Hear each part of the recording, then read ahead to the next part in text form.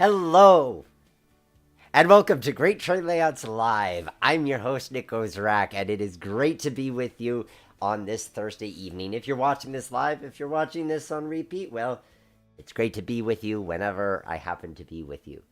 Tonight, we've got another good one in store for you. We're building something small, sweet, and simple. This is a commission, which, if you've ever wanted to see your train layout idea come to life in a train simulator, you can learn more at greattrainlayouts.com. But this plan comes from Eric. Eric says, I've got this room, I've got this 6 by 11 foot space, and here's the plan for it. And I'm looking for a Midwest short line, a few industries in the fall. That is the prompt that has been given to us. That is our mission tonight, is to make this into a fall Midwest short line. I'm seeing the hellos in the chat. It's good to see you. Normal Nut, Lincoln, J Train. Good to see all of you guys. So the moral, putting the cart before the horse, if we're talking about the moral of the story before I've even started to build. But the goal with this is less is more. There's not a lot going on here, but sometimes it's nice to give space for things to breathe. And that's what we're going to be exploring thematically, the less is more mentality. Because a lot of us don't have giant rooms to build our basement empires with. A basement empire doesn't actually have to be big. It just has to be special. That's what we're making tonight. So, first up, let's lay our track. I need to look for... I like this gray. And we're going to make a jointed rail. So this is the connect the dots part of the show. This is where we just go to town and we just lay all our tracks in place. For those of you joining us for the first time here on Great Train Layouts Live, welcome. Great to have you along. I am using TrainZ Railroad Simulator with the goal of being able to pre-visualize layout track plans. And so the first step is just to get the track into the game. And what we have to work with, I like to call the world's most flexible flex track, because you can bend it in all sorts of wonderful shapes. Key is, though, because you can do that, if you're using it for model railroad planning, you want to make sure that it's actually going to work. And so, because we can make this track do any old thing we want. Oh, I'm realizing I'm using a rusty texture. I'll need to swap that out. But no train's going to go around that in real life. So what Eric has sent me, in fact, is an AnyRail track plan. So he designed this in AnyRail, which is one of the softwares on the market that you can use for planning. It's what I tend to use when I'm making my own designs. And the advantage of it is then we have these guidelines. We know where the track needs to go. We know what the curve radius needs to look like. It's not going to get too wild and crazy. I mean, I might get wild and crazy because I'm hosting this live stream, but we're going to try to keep the track itself not going too wild and crazy. Hello there, Dakota. Yes, this is a single level layout, normal nut. So this really is keeping things nice and simple. Could you do a double decker in this kind of space? Probably. And maybe if you're looking to do more and less, you could. But there is double deckers have their drawbacks. Yes, you get more into a space, but it's a lot more you have to build, so you have to be prepared for that. Much more complex bench work. And also just the fact that you, from an aesthetic standpoint, if you're looking at the layout from a distance, you're seeing both levels at the same time. It's a different relationship. I'm not here to say better or worse. It all depends on what your modeling goals are, what your space is, but that is something... that's something to keep in mind if you're exploring the possibility of doing a double-decker. And now I'm just trying to get my switch in place. The Train Z also is the world's most flexible switch generator, which is great, but it also sometimes makes it a little tricky to get the switch dimensions that you want. So you have to massage it. You have to get it to work right. Hope you guys are having a good year so far, that it's been starting off well for you. I'd love to hear about your modeling adventures and escapades in the chat. And I'll try to keep making a point to look over and see what you guys are discussing at the moment. Right now, Tom Stedman, like model railways, roads built in a few, and Trainsy like them, a lot easier to complete than normal layouts. A couple I have uploaded as incomplete for others to have fun. Yeah, the collaborative nature of trade simming, the ability to sort of finish a project and then others can build off of it, or you leave one in an unfinished state and others can do with it as they see fit. I love that. And of course the whole community that exists with these train simulators, who make all of these wonderful assets that we can use, the buildings, the track, the trains. For those of us who aren't 3D modeling gurus, it's a wonderful thing to have. I'll talk a little bit about what these signings are going to actually be. Suffice it to say, most of them are going to be our industries, and then what I was starting with was the staging portion of the layout. One of these I might actually leave as Rusty Rail, come to think of it, just because that'll be a little tricky. Won't probably change it all. And that's all my track for... Oh, I need to straighten that one. And looks like I need to put in a spline point so that the ties don't do weird things there. There we go. Okay, that's our main track. We just need a crossover here that goes there to there.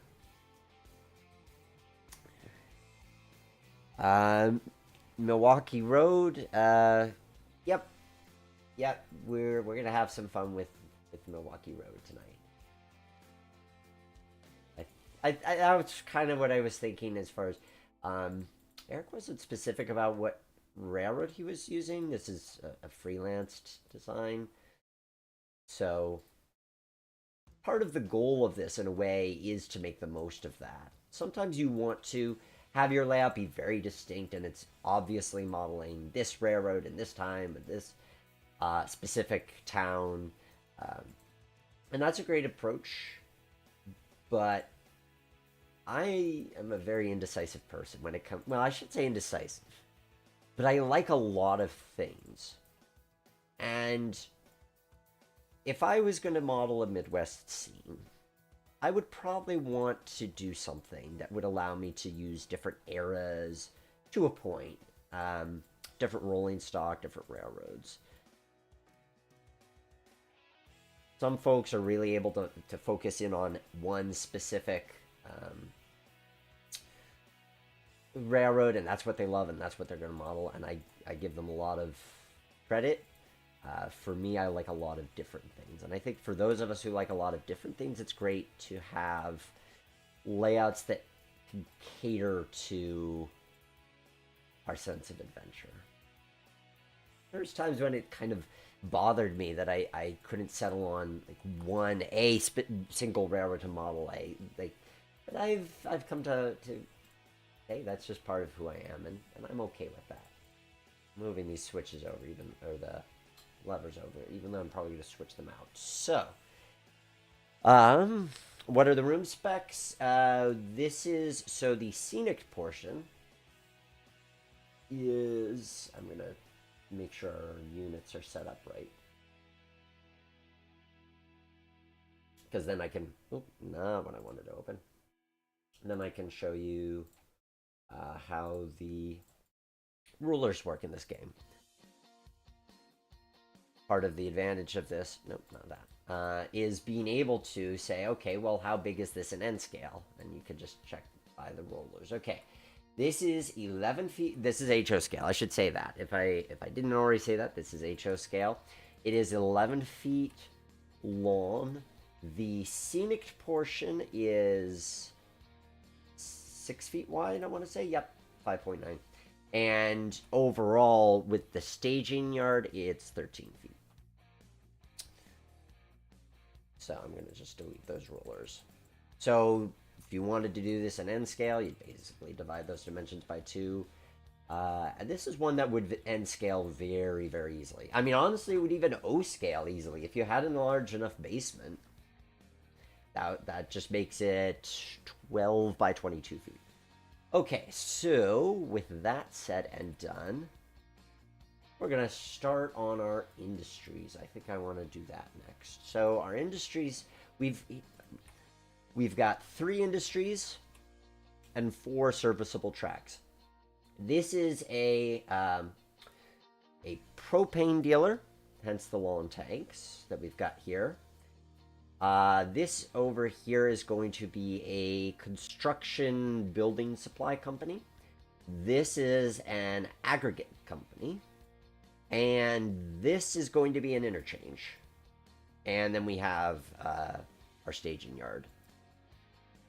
So, what do we feel like starting with first? Well, you say, feel free to chime in if you have preference with what I start with. J-Train, what version of Trainzy are you using? 19. I haven't upgraded to 22 yet, and Surveyor 2.0 scares me.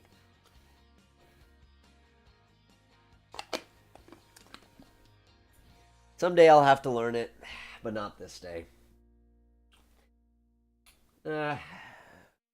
Aggregate. Okay, aggregate it is, Normal Nut. Here we go. So, we are going to... I did my shopping in advance for this one. So, for the aggregates, we are going to build a couple of bins. Like so. He was actually very specific. He said he's going to use the Walthers kits, which I think Walthers kits are great. We don't have the Walthers kits in the game, so we're going to use placeholder buildings. The aggregate, so the Walthers kits look more like 2 of these tanks side by side, with an opening through the center, which, yeah, actually I'm pretty happy. I was considering this to get the track load out, but that's too visually demanding. We're going to just leave it as these 2 buildings like so. And we're going to put them like there and there. Do I want to put them at the... Nah, I want to put them a little farther down. Just so there's a bit more storage on that side, you could say. Part of what we're going to experiment with when we play test this is how many cars do we want to run the train with? Because this is... It's a small loop. This is a small loop. And we could put scenic dividers in, because this is large enough for a person to duck under and go into. So we could scenic divide it, but it also feels like there's not much of a point, because if you're looking at this half of the layout, you're not looking at the other half. So this portion, so we've got that.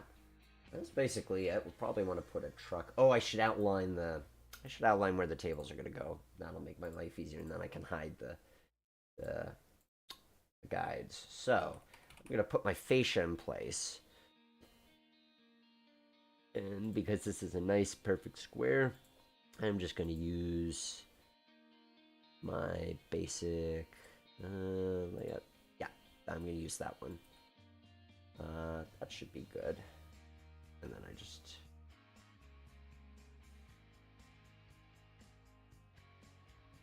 have to make sure that it's facing the right way, because this has a curtain. Yep, it's facing the right way. Good. And then that one will go from... Oh, I have to go to the right. In fact, did I put... No, I didn't even put that one on the right layer. Okay.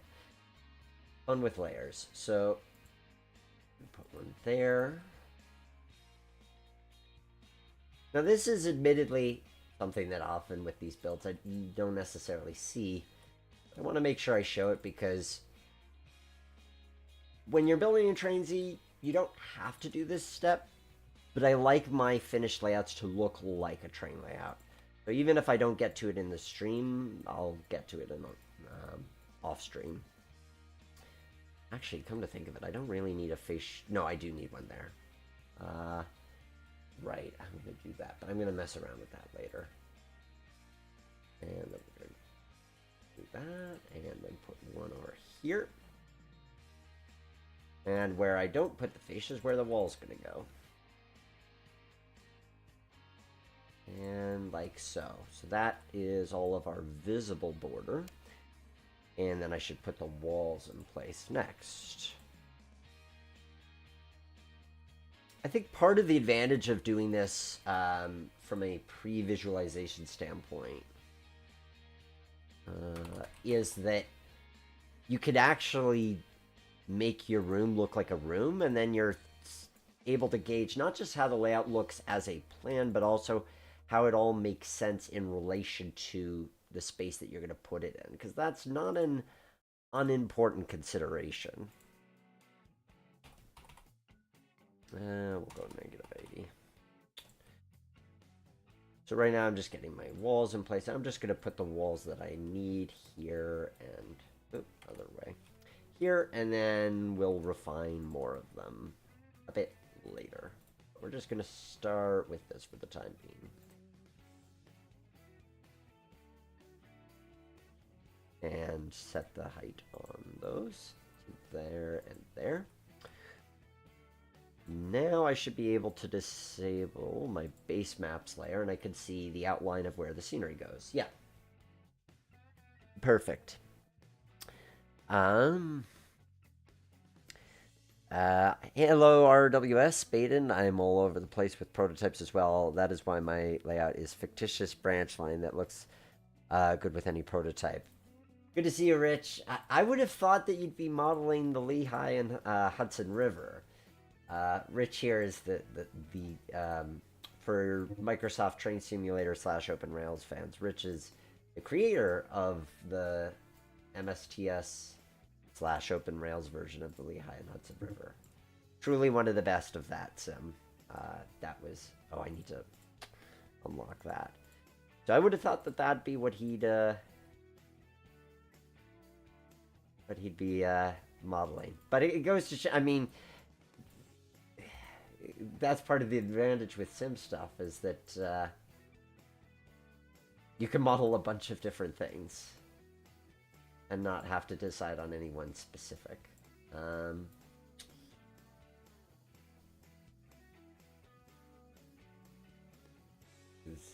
was just thinking about the Whiz Beach and Upwell the other day, because somebody was messaging me about it. They were actually looking to do something based off of the Whiz Beach and Upwell. And I have to confess, I mean, I loved building that layout. I have a lot of good memory and association of building that layout. I haven't played with it in months. I almost feel guilty about not playing with it, too. It's like, oh, I spent all the year building it. But we should never feel pressured to play with these things. There's as long as we're keeping ourselves busy and entertained, that's really what matters. Let me make sure I'm happy with where I've put the...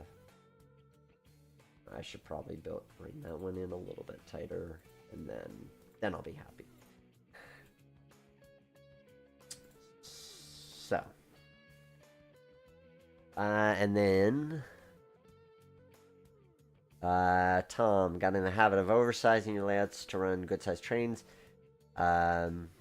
27 feet by 27 feet, and trains you to run full New Haven named trains. Man, 27 by 27 feet, that is a good amount of space.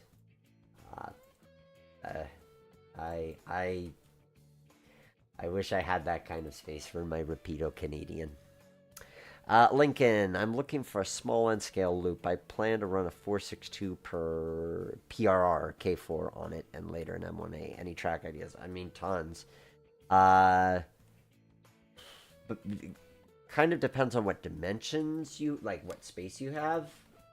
I mean, shoot me a message, and I'd be happy to talk with you in more detail about what you're looking to do. I think it also depends on if is this a Pensy main, like, are you wanting to capture the spirit of the main line? Is this a branch line? those would be the things that I would consider. Uh, are you interested in switching? Are you mainly just running stuff in circles? Um, those are some of the major questions I think about. But the advantage that N's going to afford you is that, of course, all that extra space you get. And it is not a small advantage. There's definitely times I I've got two layouts. I don't need a third. I still want a third, but I also don't really have space to work on it. Um, but there are ideas I have of what I would do if I got into N. Okay. Here we are. So this is the framework that we get to work in. Within, we have to color within these lines. And what do I want to do with that? And we're starting with the aggregate. So we've got these two tracks here. I want to be able to vary the height of things. It'd be very easy for this to all exist at the same height. So the first thing that I'm thinking is I want an interstate. It's just a question of where. And that could be something I do over here. The key is I don't want this to... Just because it's the Midwest doesn't mean it has to be boring. I've spent a good amount of time in the Midwest. I was out there a few times this year doing work for Iowa Interstate. So I do like the Midwest, and it is not a monolith. And I'd like to be able to capture some different flavors of things. So maybe I need to build the construct. Well, okay. So I'm going to say this is an industrial park with boundaries. Oh, I don't think you can see my cursor. Let me make sure you can see my cursor. That might help.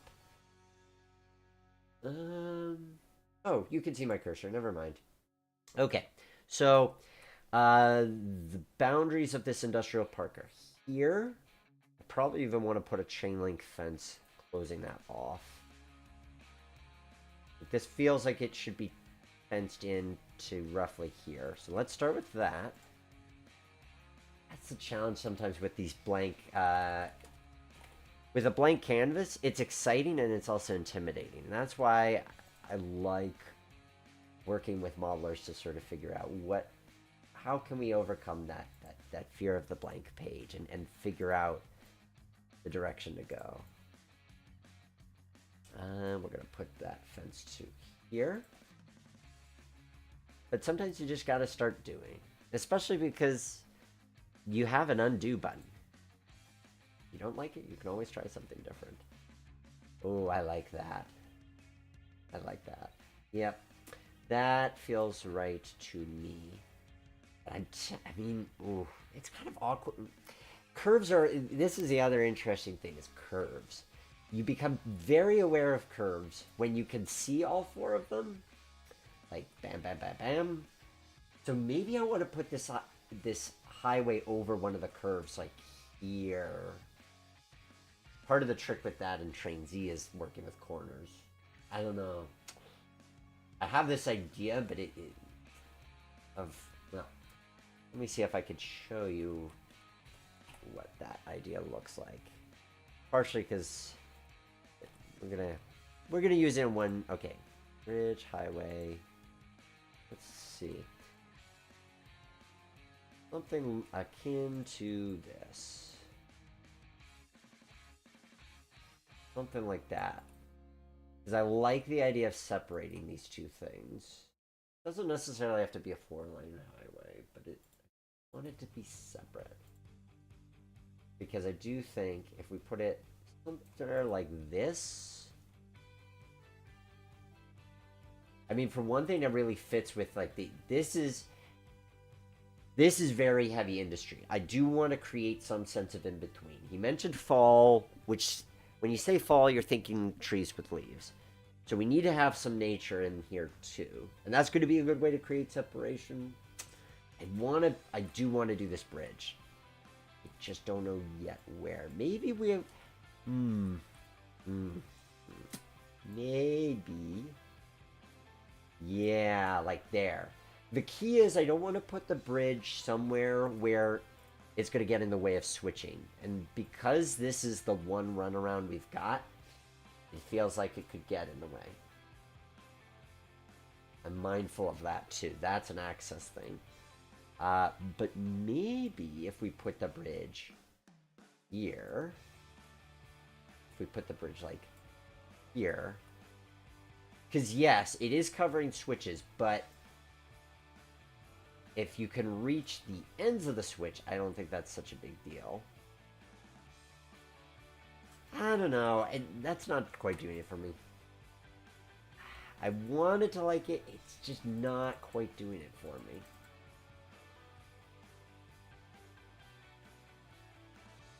Maybe we'll find another means of doing a bridge. In the meantime, let's keep working on this industrial park we've got started right about here. This is where we'd have our gate, which I'm just going to leave open because that way then you don't have to worry about the animations in Train Z. Oh wow, we've got a good amount of viewers tonight. Glad to have you all on board. Wicked Wombat, I think it would be good to have the bridge as a transition between the staging yard and the main layout. Yeah, I think you're right on that. Because it's true. We're going to need something to suggest separation. And then I saw another comment saying, oh, it should be on the curve. So what if we did both of those things? What if it was here? We need to make sure it's high enough, like there.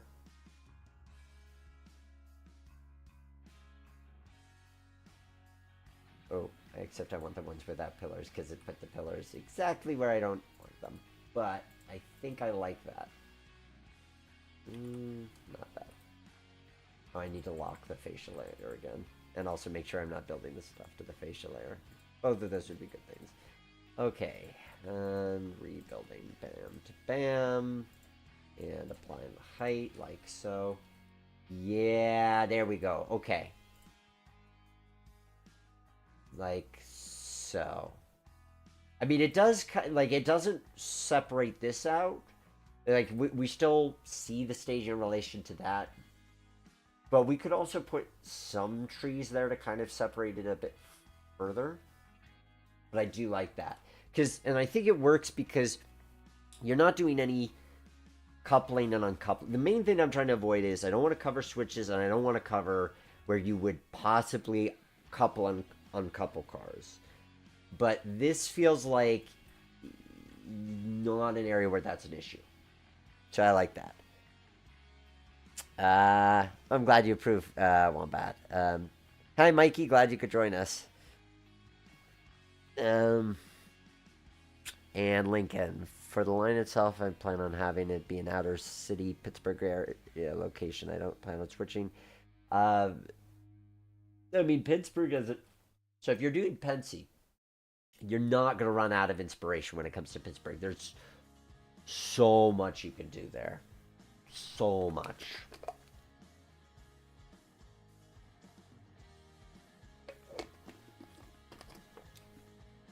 All right. What else do I want to do here? Okay, we've got this all cornered in. Let's look at. Yeah, let's look at. Oh, there it is. So for the construction yard, I want an office. And I want construction vehicles. Right now, the construction vehicle is in the office, but we will change that. I'm also envisioning stacks of, like, raw material. Like, maybe a shed that would have some raw material. But I like having the trucks on display. I think I want to... I think... Let's make it about having the trucks on display, because I think trucks are cool. And obviously this would be larger, so the idea is to imply that the construction yard goes off into the center. But I do like that. I think a couple of these road graders might just do the trick of kind of looking cool and yardy. If yardy isn't a word, I want it to be yard. I want it to be a word. Okay, we'll worry about buffer stops in a bit. I don't want to make this too complicated. Like, there's a temptation to add more. And I mean, I could add more in terms of detail, like clutter and stuff, but I'm realizing I actually want these to be a little bit further down so that there is more room for the construction. Because this doesn't need a ton of room. Like, you want room for a semi. And that'd be about the extent of it. Oh, I know what this reminds me of. Yeah, it reminds me of that. That'd be fun. But we're kind of going for that anyway. Yeah, alright. What else do we want to put here? Maybe do we have some other cranes or something of the, or excavators? I'm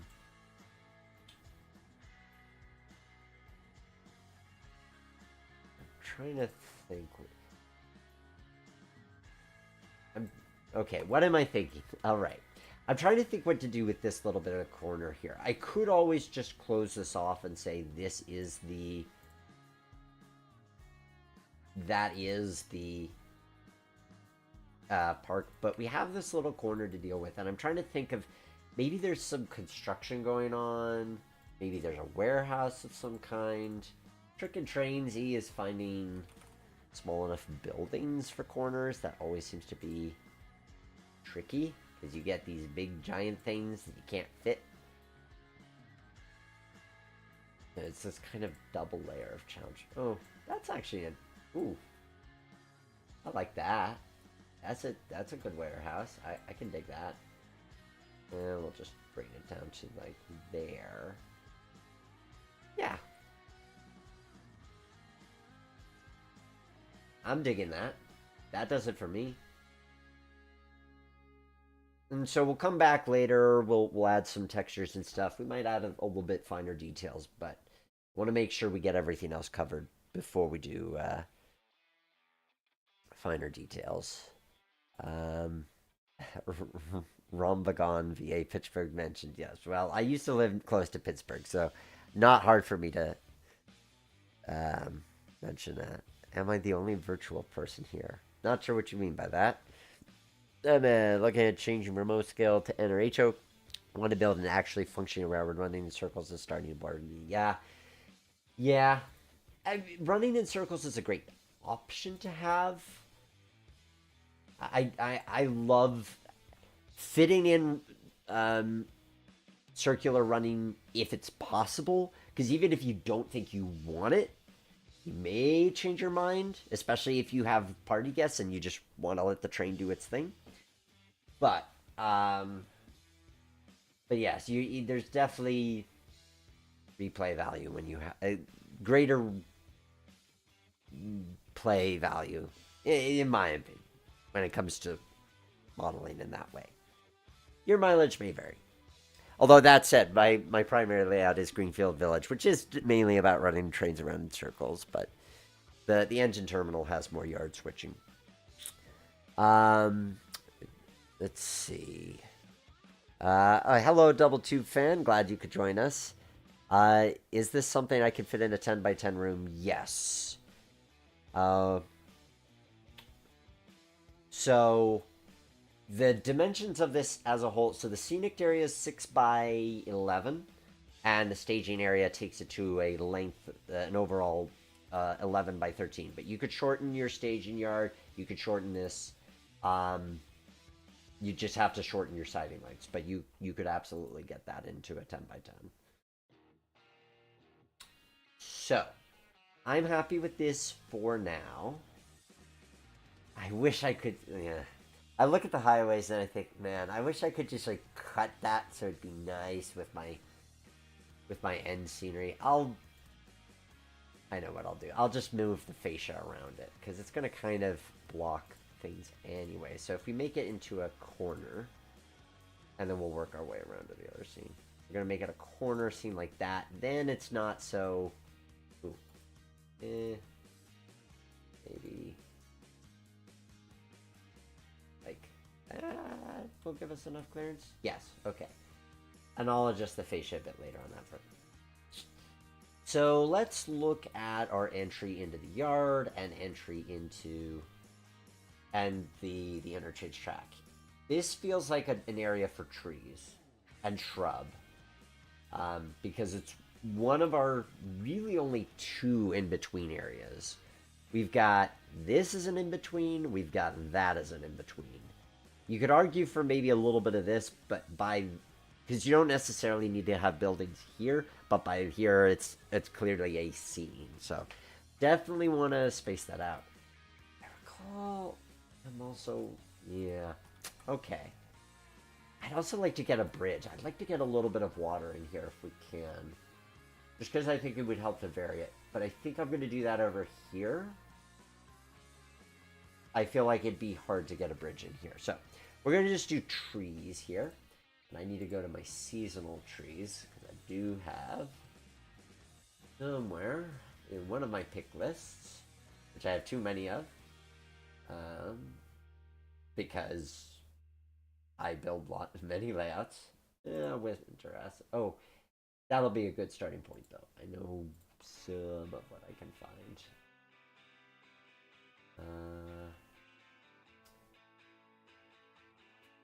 Roy's trees that I need that are the... And I also need to make sure that I've set the time for this to be in October, because that will help to guarantee that the tree assets that it... There we go. Yep. Okay, so Roy's trees is what we're going to work with today. And that's going to give us that nice fall look.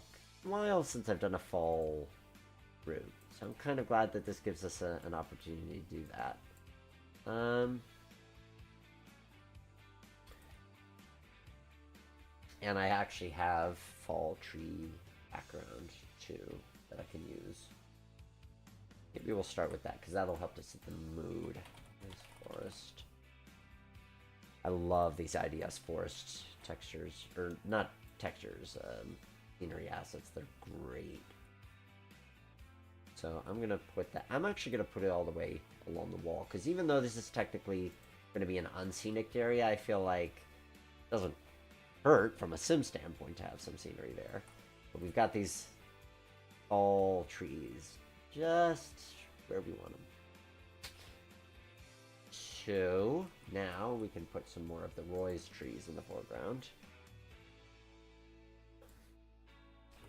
Get that, and then let's see if I can find some slightly smaller ones to put in the foreground, or if they're all going to be big and giant like that one.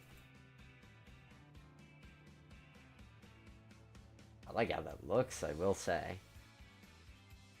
This is reminding me, so this past fall I was doing filming out in Ohio for a customer, and it was right at peak fall color, so it was perfect opportunity to film their railroad. Let's see. There we go. There's the smaller tree. Okay. I want to have like a couple. So what I'm having flashbacks of as I'm building this. So this customer, Northwestern Ohio, and I was filming this train that was doing switching, and the tree, like all the trees were in color, and it was beautiful. And I've seen this scene, and I'm going back to that place in my mind. I'm thinking about. The train master was there, so I feel like we need the train master's truck. We need perfect. We've got a white bingo.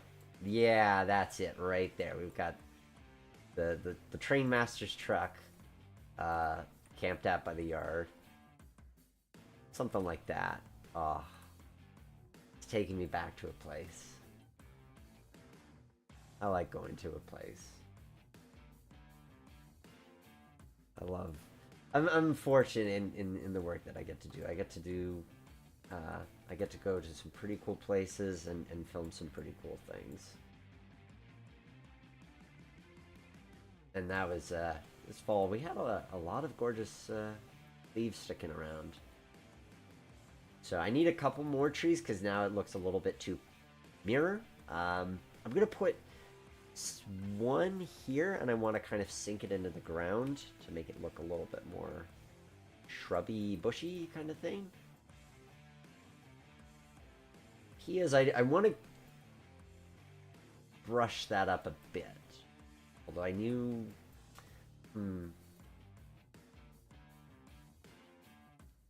Okay. Backdrop time. We're going to put a prairie backdrop along here. That looks a little something like this. Because yes, the Midwest has trees, but I think when he says Midwest, I think he's thinking of this kind of Midwest. And I do want to have some of that wide open field spacing kind of thing. And I want it to work so that you can look at it. Because unless you're going to have some weird scenic divider arrangement, or your visibility is going to be on the other side where I've put the wall, your backdrop has to work for both of them. But actually, that looks good, and it makes me happy. That makes me very happy. Yeah, I'm very happy with that. And the trees sort of help to hide the transition between the two, because I could put another one just along here, like so. And maybe I'll do that. I mean, that's the benefit of free visualization, is I don't have to commit to any one specific thing. I can try all these different approaches and then see what I like the best. Do we think that that makes it too out in the open, in the middle of nowhere, or do we want... Actually, I can do a side-by-side comparison if I put this on a separate layer. And then you can kind of see the advantage of Train Z of being able to do this sort of this or that kind of thing. So we'll put it to the dig holes layer for now. Okay, so audience, voting time. This left backdrop, we're definitely using that, no question.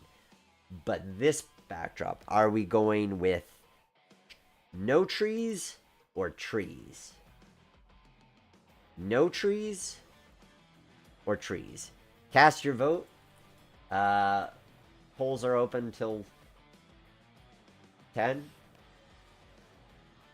Just cast your vote if you're live, and we'll make a decision in a moment. While we wait for that, though, does this need more? I don't want to go overboard on it. I feel like it'd be very easy to go overboard on this, but I don't feel like it needs a lot. Like we need, I mean, partially because there is a little bit of switching to be done here, so we need to have easy access to this. But I also just don't think it needs a lot. This is keeping it simple. This is simple track work, simple build. Let's see what you guys are saying. I'm seeing a couple votes for no trees.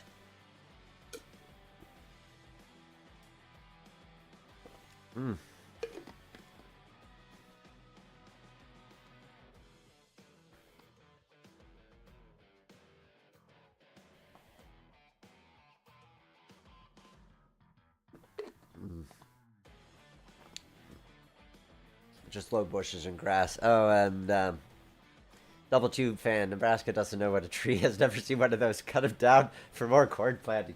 Funny you should say that. I was in Nebraska this year. Again, for a job. And you're right. I mean, that's not entirely true. There are a few trees. But man, is it open. The thing I couldn't get over with Nebraska was the winds. The winds out there are unreal. I mean, I brought my drone to do some filming on the first of 2 trips I went out there. I was so disappointed I couldn't get that thing up in the sky. Not once over the course of 2 days. 20-mile-an-hour winds. It was 20-mile-an-hour winds, and it was gusting to higher. It was a thing. It was harsh. I knew respect for you Nebraskans. Okay, so There we go. You said no trees. I'm inclined to go with you on that. I think this does make it look a bit more Midwesty. So, well, depending on what part of the Midwest, but it's a different vibe than I typically go for, and I dig it. So we'll keep it this way. I do want to have some trees though, because I think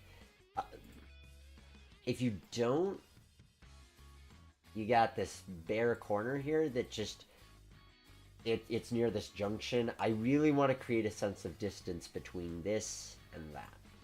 So I am going to allow myself a few trees, but I promise not to go crazy with them. We've got like little grottos of trees, and that's about the extent of it. Maybe we won't even have a tree there. But we need to have some, because he did specify autumn. And autumn means some degree of trees. Double Two fan lived in Nebraska for 3 years. So yeah, winds are free to us. Nothing to break it up. Yep, exactly. That was a cool experience though. Okay. Now, as we continue our journey around what to do here, I mean, we could just be like, well, it's open, grassy, plain kind of stuff, and maybe we're fine with that. I'm gonna come back around and do my grass and my textures. Or do I just want to do that now? Maybe we'll just do some grass and texture stuff now, at least for what we've done so far. So, I'm going to start with my base, which is going to be grass, and then I'm going to layer things on top of that. I want a drier grass, something that looks kind of yellow-green. I know I've used that one before. Too light green. I need something... I think I've also used that one before. I don't know if that's too patchy, though. Interesting texture, though.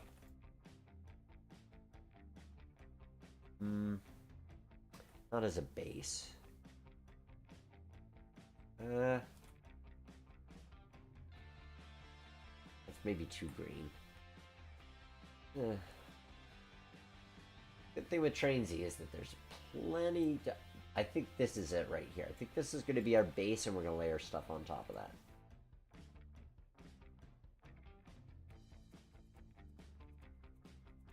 Here there's going to be a lot of layering. That's the last time this is a construction yard looked this green. Let's add a little bit of whatever the heck this is. I like having at least a mixture of a few different... Yep, this feels right. A mixture of a few different grass types so that it doesn't look too samey and repetitive when it comes to doing the grasses. Or, well, when it comes to looking at the textures. It needs to look random. It needs to look... well mixed, stirred, not shaken. So yeah, that's the coloration. I didn't want it to be like, oh, look at this lush green, although the prairies can be that in places too, but I wanted a little bit more lighter effect. This is going to be an interesting corner to figure out what to do with. I want to play. I think I want to place a small hill, like a little bit of a hill and a cut, because even in Nebraska they have hills and cuts. And we're gonna roughen up the terrain as a whole, but I feel like I'm getting ahead of myself. That's our base. Then we need some dirt. Although arguably I should just, while I'm thinking of it, then I have the textures handy. Do the whole base here, because that is part of why I got into this question in the first place, is what are we doing with this big area over here? And I'll take up to this one, and we'll kind of do things with it here.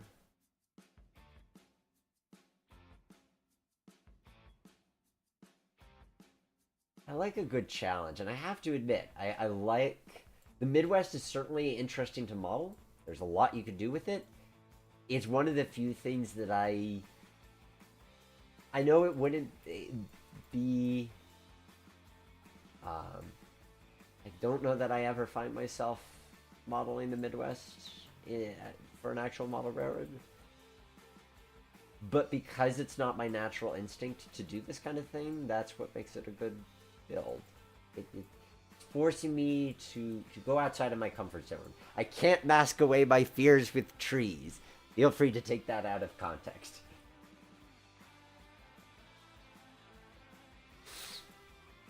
So, yeah. Yeah. I'm not sure yet, but let's do our PBR dirt thing. Just to get this construction yard looking like a construction yard. Oh, yeah, that kind of dirt.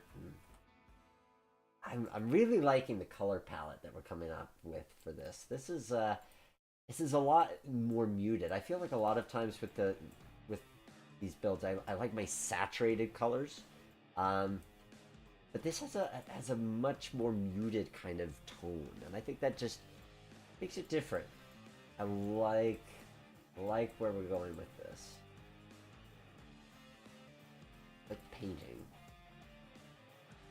Like painting with an undo button. One of these days, I tell myself I'm gonna get a bunch of oil paints and I'm gonna do the Bob Ross thing. I'm gonna actually get into legit painting. But the lack of an undo button is perhaps a little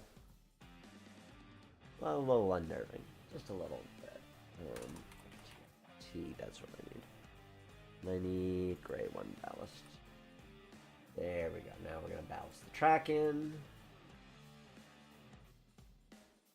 And we'll ballast that in here. Like so.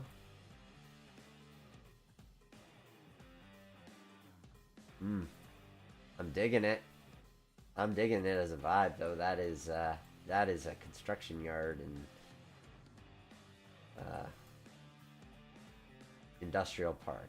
Like a small, older one, not the new shiny kind like we did with the Metro Belton Terminal.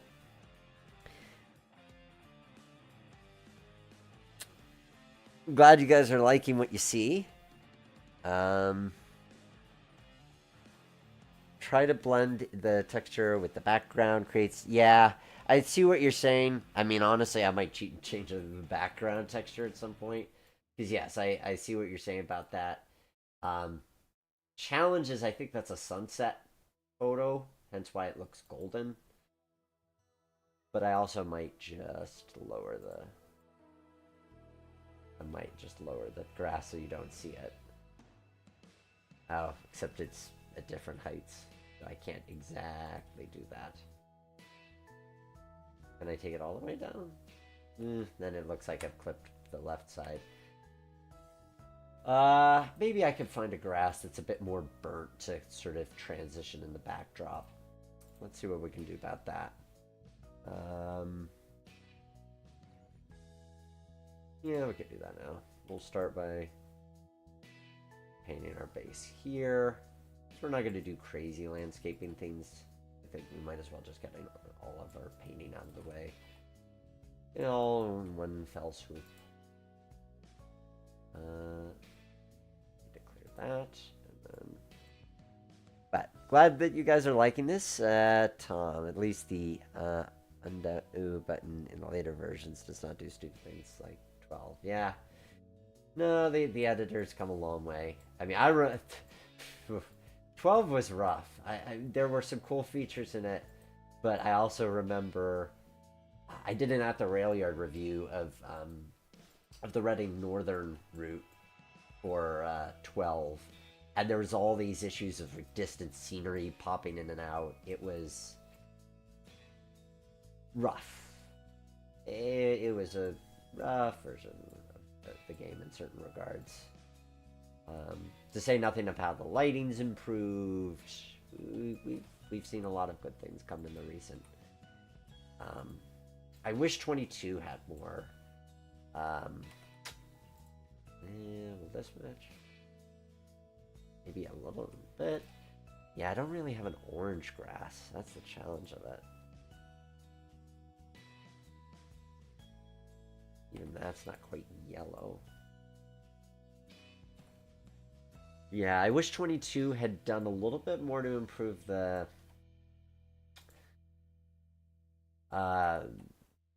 the driver side of the experience because I felt like it was really centered around Surveyor 2.0, which is great if you're enthralled with Surveyor 2.0, but as I say, Surveyor 2.0 just scares me.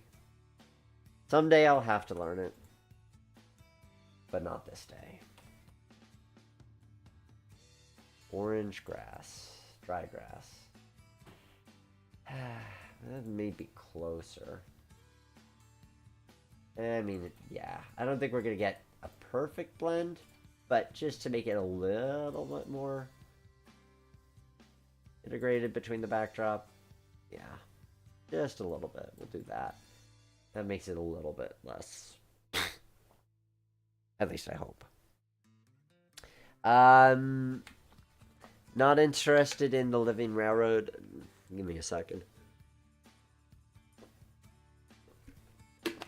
So for those who don't know what Tom's talking about, the Living Railroad is this new feature that N3V, the company behind the development of this game, is developing, which is about the goal of it is to have these tools so that your railroad kind of naturally has cargo with destinations, and kind of a dispatching, like a material dispatching system built in, as I've understood it. The problem with it, as I see it, that's a bit too hilly. Maybe raise that up a little bit. The problem is it really only deals well in bulk cargo. So if you had a power plant, it would be able to sort of say this power plant needs this amount of coal, but it doesn't deal well with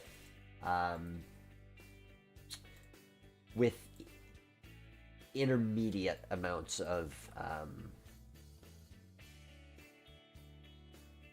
yeah, I want to make it more of a cut.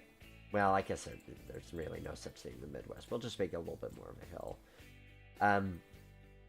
It doesn't deal well with LCL cars, less than carload, and sort of smaller customers. It just wants big, bulk commodities. So it's an interesting concept, but I want to see it refined so that it's not just about these large quantities of cars going from point A to point B. Ambient lighting. Yes, I'd like to see more lighting features. Too. Okay. We need some grass, because that's part of what's making this look flat at the moment. Is we need some 3D grass. I also need to fix the fascia up on this side.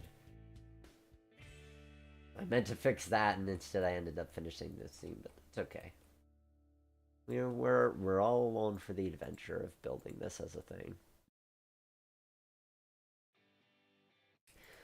Yeah, what I'd really love to see Train Z be able to do, other than have multiplayer, uh, that would really be nice. But aside from that, is I'd like for it to be better equipped for model railroad operations, and not just model railroad operations, but um,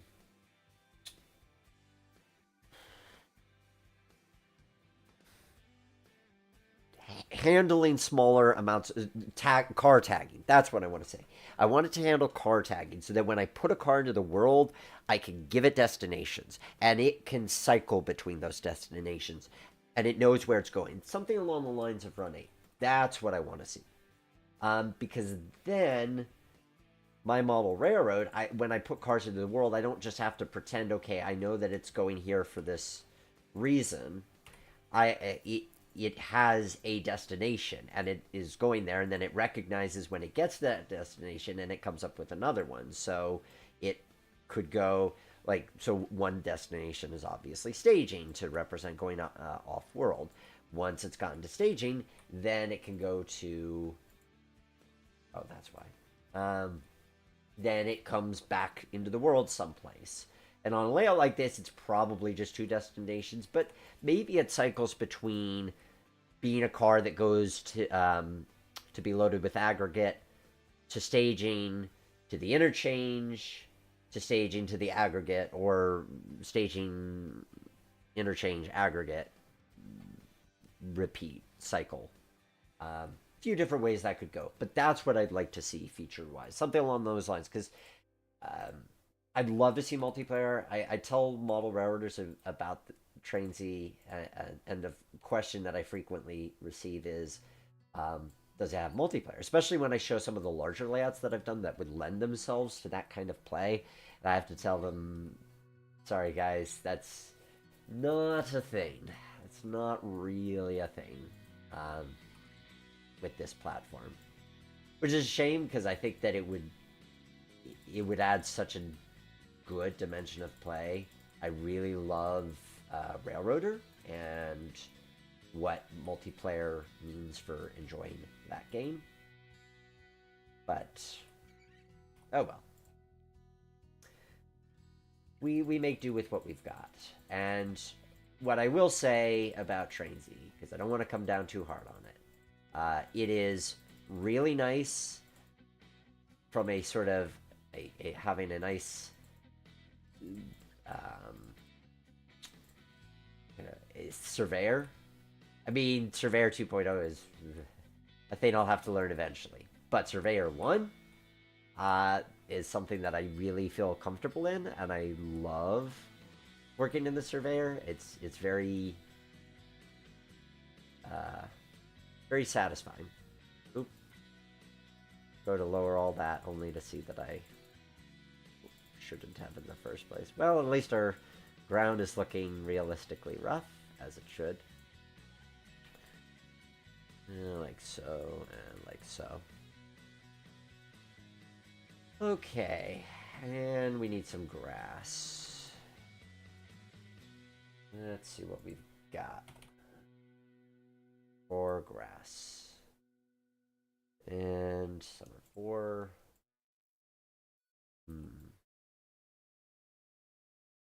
Maybe? I think that's making it a little bit too perfectly green. Wish I had one that looked a little bit more dried out. Oh yeah, that one. That one looks dried out. I can do that one.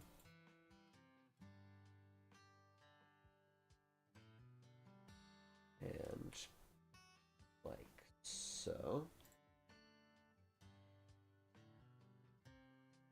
Oof. Because I didn't set the height of the track. Now this is really looking like branch line track. We're not gonna keep it looking that branch line though. We're gonna adjust the height of that.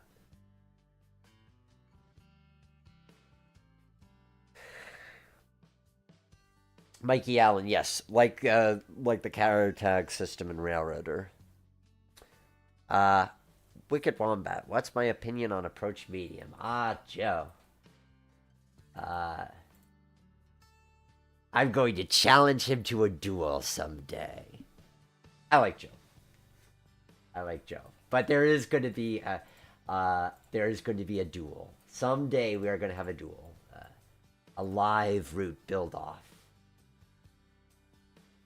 That it is something that we have talked about. He's on board for it. We're just kind of figuring out like what's going to be the thing that's going to make us go, okay, like this is the time and this is the way in which we should do it. But Joe's great people. I enjoy talking. I just saw him last weekend at Amherst, at the Amherst Train Show in Springfield, Massachusetts.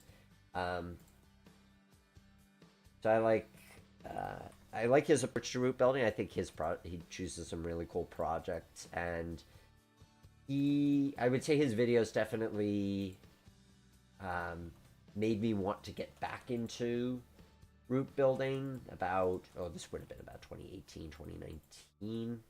I started getting back into Train Z about 2019. So I think, yeah. What was I watching of his at that point?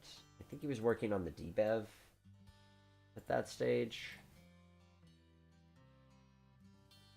Oh, I like that. That makes me happy. That makes me happy. And then we'll add some grass here along yeah, the fence. We're gonna add some more scenery to kind of polish the edge of the grass, make it look a little less perfect, but that's what we'll start with. But yes, his stuff is I like his approach. He does things differently than me, which is I think great. That the platform lends itself to different approaches. So, yep, that's my thoughts on Joe. Tom, I helped to develop a train waybill system for model railroaders with the Railroad Sig group. Would love to see it. I'm on the search for the perfect plug and play car generation system because I've seen some models out there, but I'd love something where that was easy as far as just I could say what I can enter the industries, I could say what the quantity of cars is, the frequency of which I want cars, and it would just I could press a button once all this is entered, it would just generate sessions for me, and then all I'd have to do is press cars accordingly. JMRI has a tool built in that kind of does that, but it took some learning, and even then, I didn't quite figure out how to handle routes that had multiple points of staging. So yeah, it's something that I might revisit again with a secret project that I'm working on. So there's that. Let's see. Did I make a wider version of that? Or not? I'm looking at this grass texture. Wondering if I have to place all of them by... 20... Yep. Okay, I'm going to have to do that all by hand. That's fine. And we're just placing a bunch of grass here. Like so.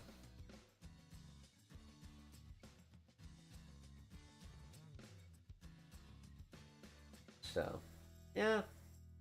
Yeah, I like the look of that. Okay. PNB 2.0 as well. Yeah, I haven't had a chance to play with that. These days, when I'm in Train Z, I'm mainly building routes, either for great trailing layouts, or just other projects. I've got one. I started a project 6 months ago. Let it get cold, and I picked it up recently. I'm really excited about it. It's gonna be a while. It's gonna be a while before it sees the light of day. But when it sees the light of day, I think it's going to be my masterpiece of a train layout. Um, that's all I want to say for now on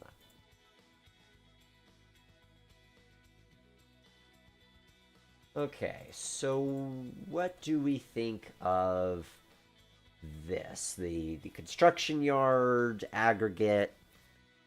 I feel like I need some more vehicles. This looks a little bare. I don't want to go crazy on it though. Oh, and I know, I want to have a crossing here. So the trucks need to get in, and to do that, I want to have a little bit of a crossing where basically, I also want to kind of bury the ties a bit so it doesn't look perfectly manicured. I want it to look a little rough.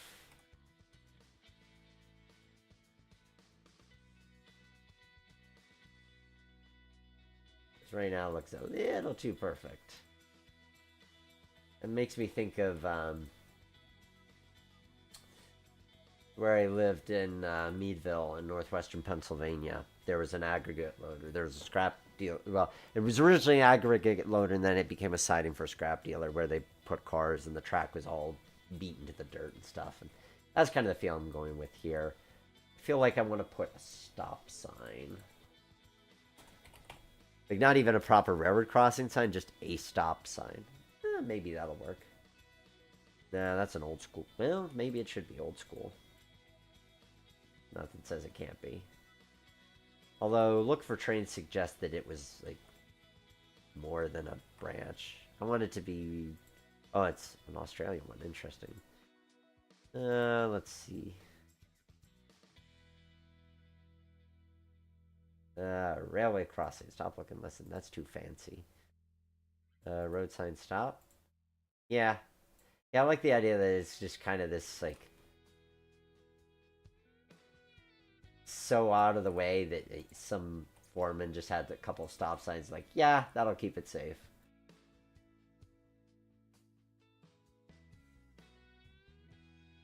I don't know. I don't know if I actually love that. We'll do proper crossings.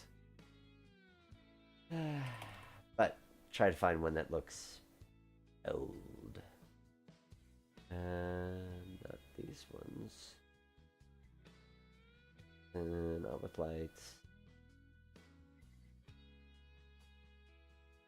That's an interesting sign, but not quite what I'm looking for.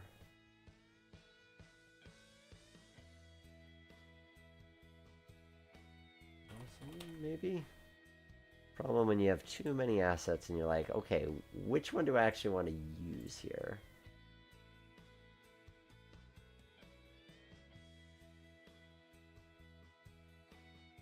Good enough. I can be picky another day. So we've got our crossing signs. I feel like this needs to be wider though. This would be for trucks. So I'm gonna go like that and raise this up. And then I need to put the wood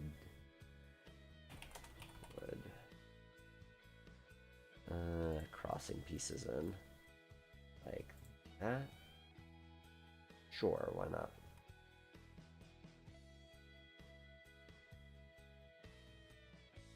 Or maybe just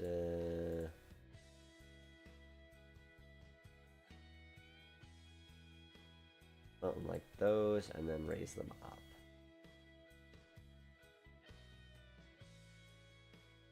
Yeah, like that. Just so we can't really see the concrete parts of them too much. There we are. That works for me. I dig it. And that fills out the scenery. It makes it look a little less bare. I still want that semi, though.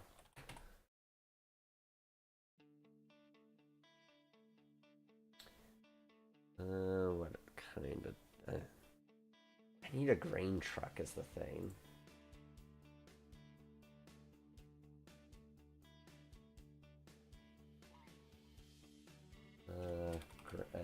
Grain trailer. Or like an aggregate trailer. There we go.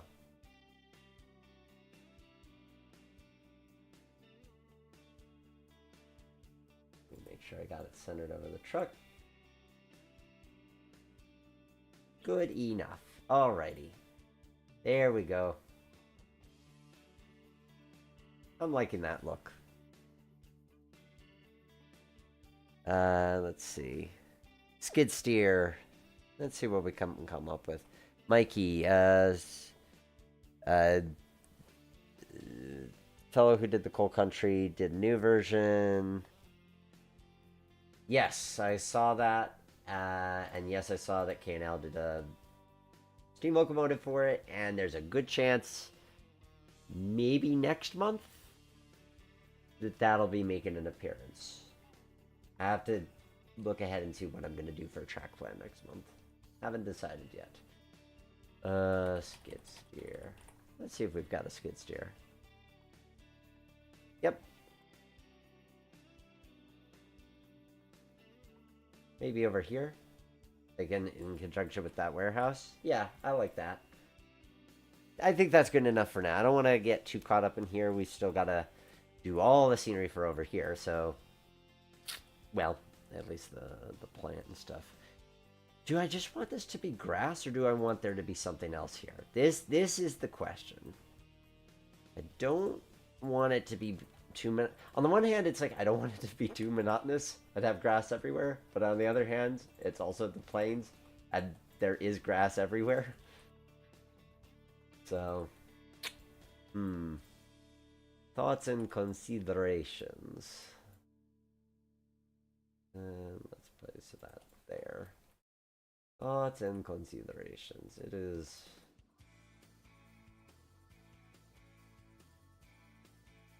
Oh, I like the idea of putting that track in the weeds, but I don't want it to be an infrequently used spur. I do want it to see be suggested as if it is regularly used for things.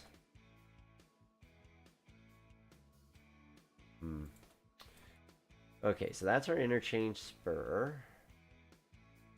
I like that. He needs a derail of some kind. I wonder if I've got derails handy.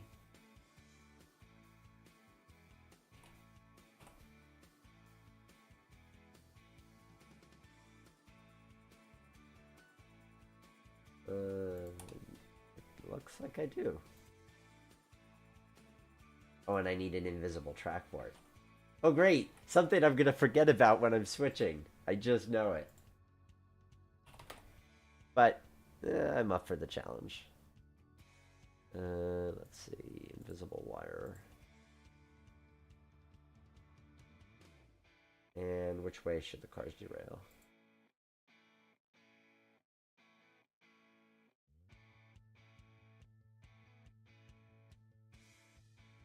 Oh, there we are. Yeah, I guess they should derail that way.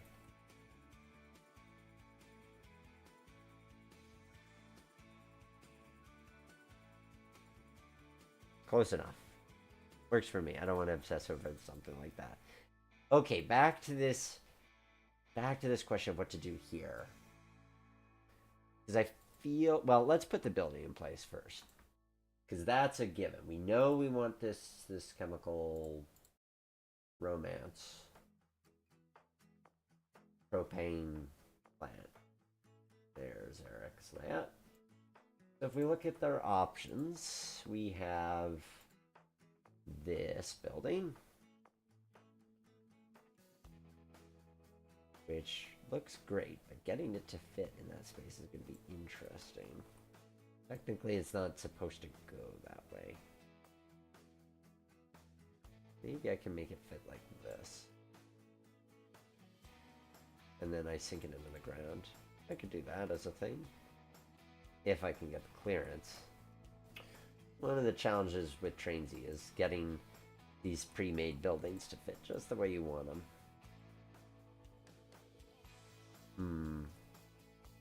That clearance is tight.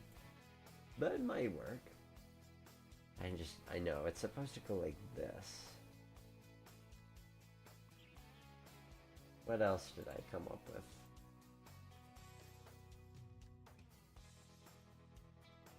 Yeah, this is a lot easier to fit. We're gonna put this guy here as our placeholder. Sometimes you can't find quite the building you want, and your options are either to go to the download station and download until you find what you want, or just accept something that's close enough and kind of squint and it looks right kind of approach. Tossing a lake in that open spot. Between these two tracks, I think that look. I could. See, I'd be inclined to do a marsh, but I don't think a marsh is going to look right there either. Maybe I just need to try it as grass, and then if I feel like it needs something else, I'll put something else in there.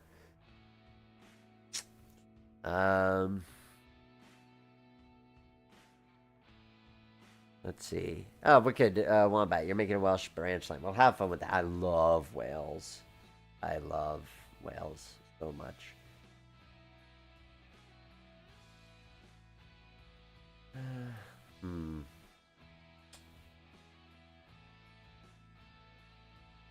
Yeah, I don't know if I...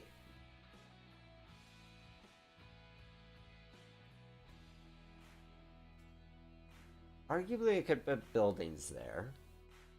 Arguably, I could put a town there. I mean, just a little bit of a town. Like, if we... Do I want a town? I mean, we're not doing a town elsewhere, so it's not too repetitive. I'm trying to envision, like... I'm thinking of this place in Nebraska I was at, where the town's a decent size, as in... And by decent, I mean it's not 20 people, unlike some of the towns that I went to in western Nebraska. This one had at least a few hundred people. So I'm thinking in terms of if we allude to the idea that the town is mostly in the backdrop, And we just put a couple of... I don't want to put houses. Houses next to the track. That doesn't feel right. A train station, though. Boarded up train station might do the trick. And see, this is like, I like coming in here and being able to, click around and be like, yeah, I'm placing this. I know how exactly it's going to work. But sometimes you don't. Sometimes I don't. And I just have to experiment and kind of try different things. Oh, do I want cold water fuel instead? No, I think that's too big. That's too big for that point. But, where I have a...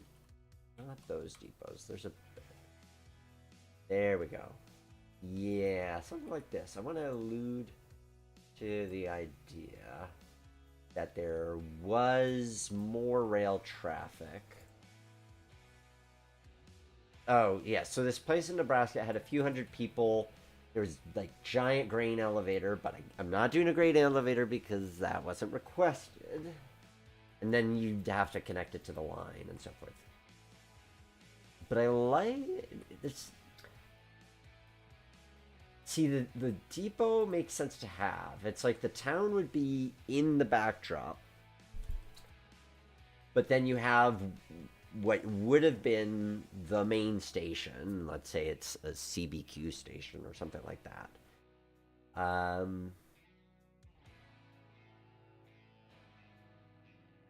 And then this would have been where the freight shed was, but it isn't anymore. I could put a concrete pad where the freight shed used to be and make it look really overgrown. I like that. Let's try that. CL plat. I like that. So yes, so once upon a time, there was a prince and a castle. And this prince also had a freight station. But then everything changed when the Fire Nation attacked. Okay, so the freight station was here, but now it isn't here anymore.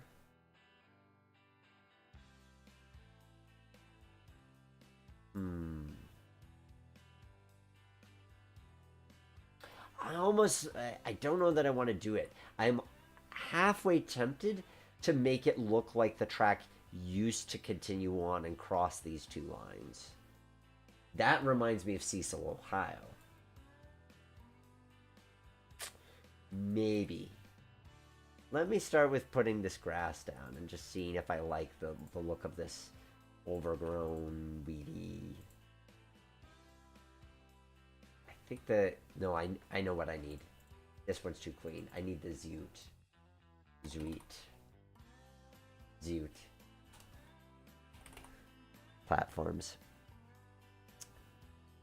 Abandoned Rock Island Depot. Yeah, that kind of thing. Let's look at my platforms. Oh, this is also a nice grass texture. Oh, this is what I should use, like, yeah, to kind of spice up the grass textures I have. So they don't look too... Actually, I kind of like that more, but I guess I can mix it up and have both. Then it's a little bit of color variation.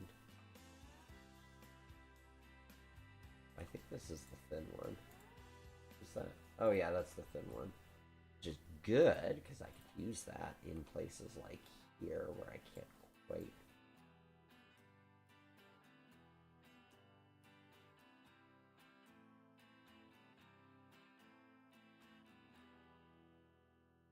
Okay, got a little bit distracted with that, but that's okay. I need the platforms. So something like this. Yeah, because that looks... I mean, it doesn't quite look like a foundation of a building entirely, but it gets the idea across. So we'll put maybe a couple of them next to each other, make it roughly the size of a freight station, and then we'll put all the grass over on top of it, because then it'll look normal having that grass growing through it. And apply the right height. Yeah, that's it. Okay, accomplishes a couple of key things.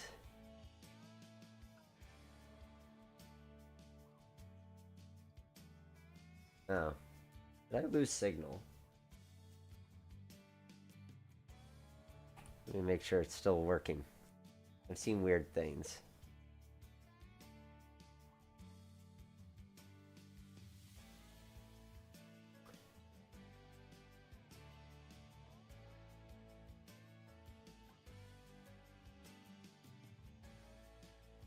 Okay. It seems to be working now. Some of Ben Dorsey freight houses. Well, so the idea isn't a current standing freight house. Although we could try that just to see how that looks. But I'm actually interested in having it... yeah, I don't think I want to put a freight house there. Ugh, definitely not that. Partially because I feel like I use a lot of freight houses. Like, okay, yeah, like, yes, that... I would need to rotate this way. So, like, that's what it would have been back in the day. But I kind of like the idea that that the freight house is gone, but there you have remnants of it. Maybe we have a derelict water tower too. That could be kind of fun. Although I need grass. So, sorry about the buffering issues, guys. That's the unfortunate element of one's internet circumstances that one can't necessarily control. So I want to then lower the grass around here because I want to make the... oh, no, not that. I want to make it a little bit more visible that there's this... yeah, at about that height, I would say. There, and there, and there. There we go. Yeah, that's it's a look. It's a different kind of look. But it tells a story. So it's the advantage of it fills space, but also tells a story because it gives a sense that once upon a time there was a bit more going on here, and now that's kind of dried up. But there used to be this stuff going on. I need to move that over a little bit. Not that one, that one. There we go. Good enough for me. I like that.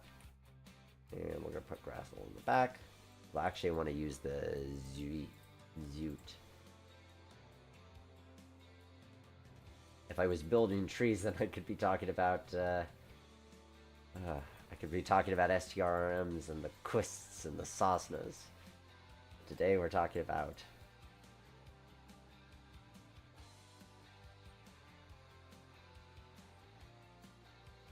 yeah. Today we're talking about the Zoot. Nick, an old caboose on display in that area would sell the depot. Every town seems to have one with a tall American flag. They do, but that... I like the idea that this is more of a rundown station. You could. It's a good idea, and I could see it fitting there. And looking a little something like... I'm only going to do a quick job of this because I don't think I'm going to keep it. But look a little something like this, and then you grab yourself a... yeah, you extend it a little bit further, and then you grab yourself a caboose of any... I don't care if I actually have any Milwaukee ones. I don't appear to have any. Okay, for example, and oh, the track isn't long enough because I have to do the invisible lines thing. There we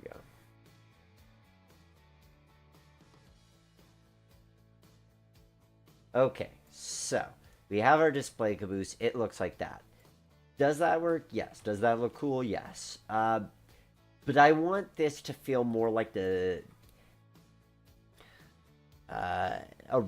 town that doesn't necessarily give a crap about its railroad, as opposed to those that are huge railroad heritage pride kind of thing. Good idea though. Good suggestion. But I do think we should put in a grade crossing because I'm realizing that except for that little patch of dirt, we don't have any grade crossings. So I'm thinking a grade, maybe move the station. Maybe move the station to here. And then the grade crossing, yep, can go right over there. I like that a lot. So I need a yarn road. Which is going to be...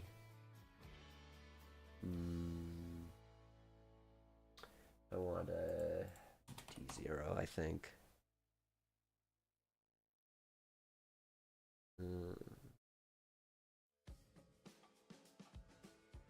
Yeah. Is that the one I want? That's way too wide. Nope. There's the one I want. Nope, not that one. But we're getting closer.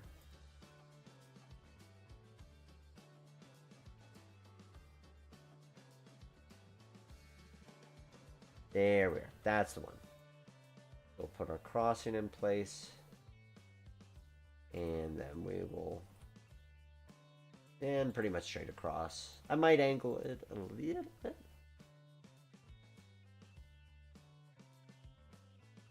Let's try that. Just a little bit. Not a ton, but just it gives it a bit more interest than if it's straight on. Yep. And then we'll apply the height so I can bury it a little bit more into the terrain.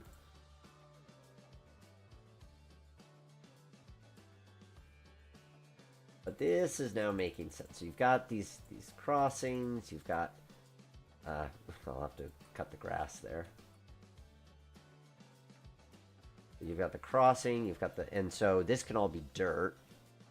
So we'll borrow some of that construction yard dirt that we were using.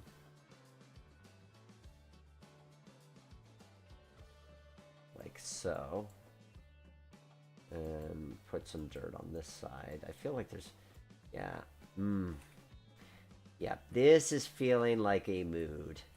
And we'll put some dirt along there too. This is feeling like a place I've been to. A couple places. I just love doing these layouts. It's always interesting to see what comes about from these builds, because sometimes I go in and it's like I know exactly what's going to happen, or at least I think I do. I always end up kind of finding some surprises here and there. And that's the fun of it, honestly, is the sense of discovery that you get through doing this. So, let's see what you guys are saying. Hello, John Riso. Tom, is there not some scenery ones on ground that look abandoned cabooses? I could see doing that. I could see doing an abandoned caboose. But I'm happy enough with how that looks. I think I want to move forward to our propane dealer. The propane dealer seems to me that they might even get in and out through here by the station. That, or I guess they could cross over here, but then they're crossing the main. I feel like they'd want to be getting back to the main road here. Maybe I'm going to move the station a little bit back this way. I mean, it's true that questionable whether the truck could fit by there, but sometimes these are questions for which we don't actually need answers. Yeah, we'll raise up the scenery, create our grade crossing, and we will we'll put some more, and then we'll use this around here like that, and then we'll want to paint the ballast in too. which we can grab from here and paint like so. Although maybe I don't want to paint the ballast here, because honestly, that should be pretty thin at best. There should be barely any rock showing. So, yeah, more like that. Oop, I'm raising the track. I need to set that to a height of 0. Yeah, more like that. And even along here, probably need to be raising it up a little bit more. Not to completely bury it, but it shouldn't look well manicured. So we'll do that. We'll add some more rock to the mix.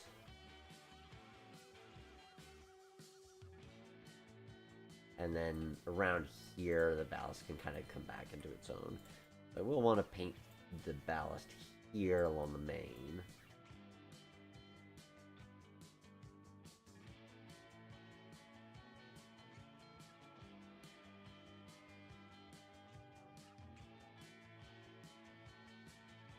And along here. Oh, I realized I didn't ever paint it along here. We'll add that bit there.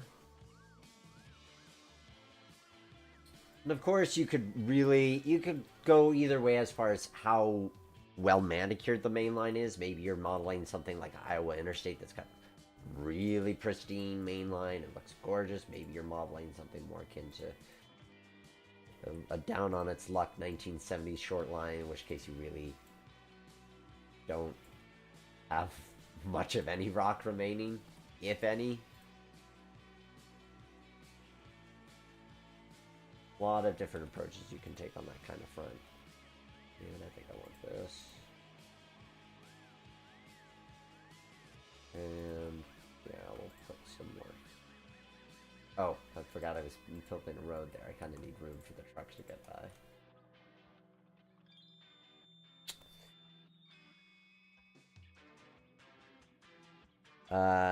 11 by 13, great size for a personal HO layout. Yeah, and really that 13 is only because of the size of the staging yard. You could do it as like a cassette, so you wouldn't have to leave it up, and then it's just 6 by 11.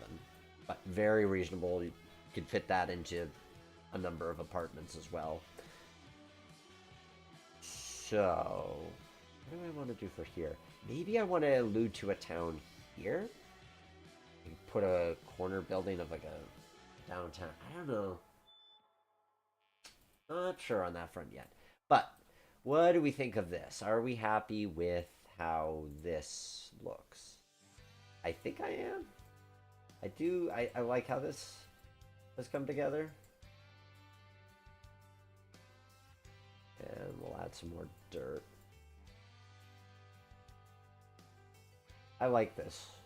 I am pretty happy with that, I think. We could maybe use some refinements here or there. Oh, I should put those crossing signs in. But pretty happy with it. I feel like it does what I want it to do, which is look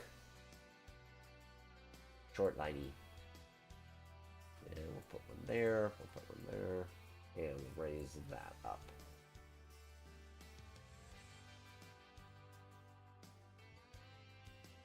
Yep. So last but not least, we've got this neck of the woods to fill over here. And what do we want to do with it, ladies and gentlemen? Propane customer looks like a place I've seen in Pacific Junction, Iowa, and being a South Transcom. Well, glad it evokes a memory. That, at the end of the day, a layout is to transport us to another place, and that other place could be a memory. It could be what we envisioned, something that we never saw to be. But if it's evoking memories for you, I'm glad to hear it. I suppose I should mention now that if you like what you see, and you want to download these train layouts, they are released on greattrainlayouts.com when they are complete. I will admit that lately I've not had a lot of new ones put up there. I've just been invested with other projects. But when they are released, they are put up there. And if you want early access to the train layouts I release and want to support the work that I do, you can head over to Patreon. Go to patreon.com/theroundhouse. For as little as $1 a month, you're supporting the work that we do, which I really appreciate. Yeah, we're going wood and trestle on this. So I want to make this 0. And we're going to put this here and here. I like the idea of, I almost like the idea of keeping that a dry lake bed rather than a creek. Because I definitely saw those out in Nebraska. I was going to do water.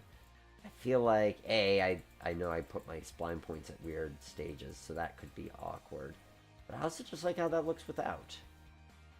I'll put a different shade of grass down there and make it look different from the upper grass. But, yeah, I like the idea of just keeping that mainly. Just having it as a bridge. Breaking the rules, doing things different. Putting it to myself that I don't have to be limited by myself. Something like that. I can do what I want to do, and I don't have to do what I did last time. Something along those lines. Yeah, it's great to have you guys along here for the journey of making these. I enjoy being able to talk ideas through, and hopefully, I do hope that you pick up things from this that you find beneficial to your modeling, whether it be new approaches for design, scenery. That was a really fun stream that we did last time with Dave Abelese. I hope that you guys were able to watch that, and if not, you can check the replay of it with his Conrail Onondaga layout. That is a really well-crafted layout, not just because of the layout itself, which is nice, but all of the backstory to it, the sort of design rationale. I feel like there's a reason that it is one of the more well-known layouts and well-covered layouts when it comes to, I was about to say train simulation, when it comes to model railroading. And Dave's such a great guy. I got to say hi to him at Amherst as well. And he's such a great ambassador for the hobby, and his enthusiasm for what he does and getting people into it is really evident. Okay, so I'm liking this. And what do I... Last question we have is what to do with this corner. I feel like we've succeeded. What I like about the corners, I mean, it's still evident that they're there, because there's only so much we can disguise them if we're not going to cover them in trees. But each one has a distinct feature about it. We've got the little hill over here. We've got the highway overpass there. And we have the trees here. So what's going to be the defining feature here? What should we do, like a little corner of the town or something like that? I don't know if the answer is yes, but I'm going to experiment just to see what that does. This is way too big, but I just want to see what it looks like. Interesting. Not what I want to do, but interesting. Let's see. Yeah, this is kind of what I was thinking.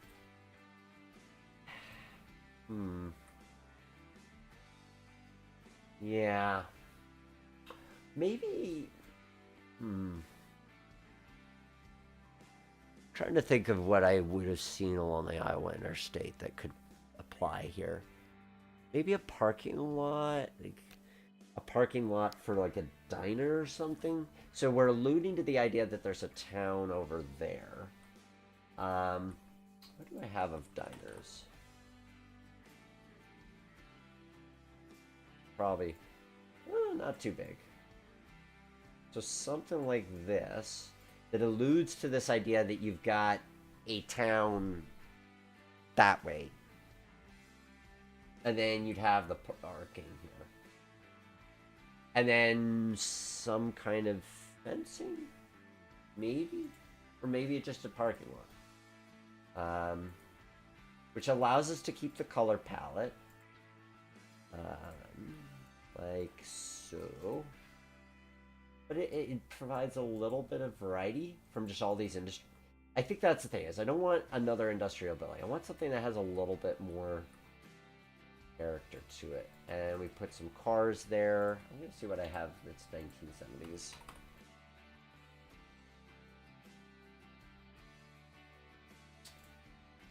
Ooh, there we go. Yep. I have an excuse for some. I don't want to use those ones, but that kind of thing. I guess we could do that. I need another, maybe a 1980s vehicle. I wonder if I can quickly find something on the download station. It's 1970s. And category. And vehicles. A lot of foreign automobiles. Oh, there we go. Ooh, there we go. I know that we will do. We will do that. You'll see what I'm referring to in just a minute. Unfortunately, it's in a separate window, so that's why it's not showing. And then we'll just have a little bit of grass. This little itty bit here that can just kind of separate the track from the parking lot. Ooh. How did I get that? I don't know, but I like that. Especially for the riverbed. Just to provide a little bit more of a darker color there.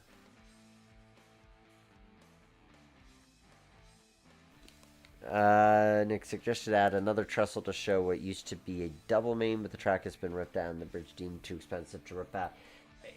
Good idea. The reason I'm not going to do it is because I think it would stand out to suggest that there was a double main right by these two sharp curves.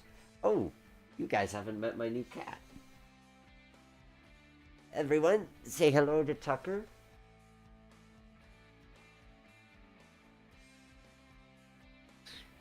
He's a good boy. He's an older boy. He's about 14.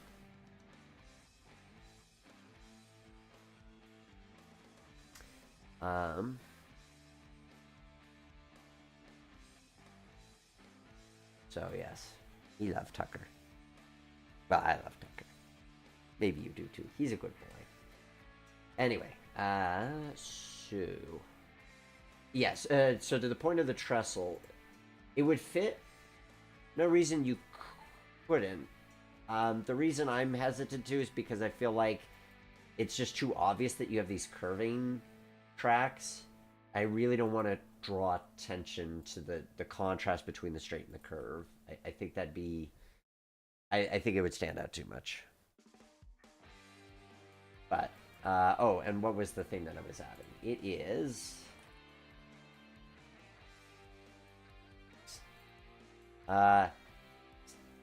the 96 Gran Torino or 76 Gran Torino for Earthscan Hutch. A little lighter than I expected it, but good enough. What's it doing out here? I have no idea, but looks cool. Okay, so we are coming up to the playtest part of our stream. So I'm going to take a quick look and see what I think of what we've got. Oh, I'm going to need to change the switch stands out. I'm I'm happy. I'm happy with that. Um, I think we achieved what we set out to do, which is less is more.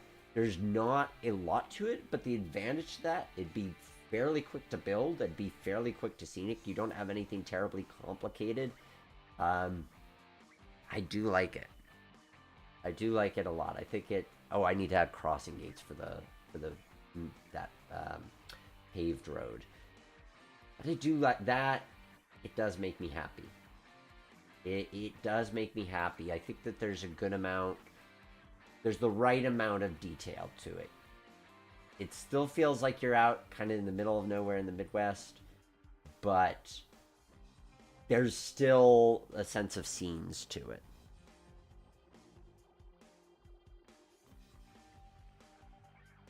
So, let us finish up the hour by way, before we do the play testing, by adding those crossing gates, which are going to be TRC models. Let's see.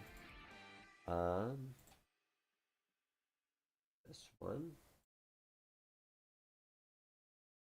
And this one. I don't think I'm going to put actual gates, partially because, yeah, I just don't feel like it. And then that will be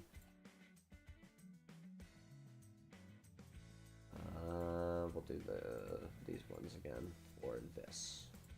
Just for here, though.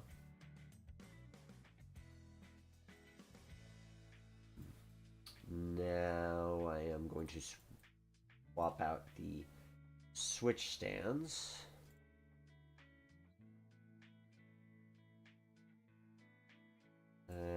Let's see if I can fit my Caboose Industries ground throws in. I do like having those. There. There. This one I could make labeled since it is going to have a normal and a reversed position. It'll need to be this one. So that'll be the reversed position, and then over here, that will be the main position.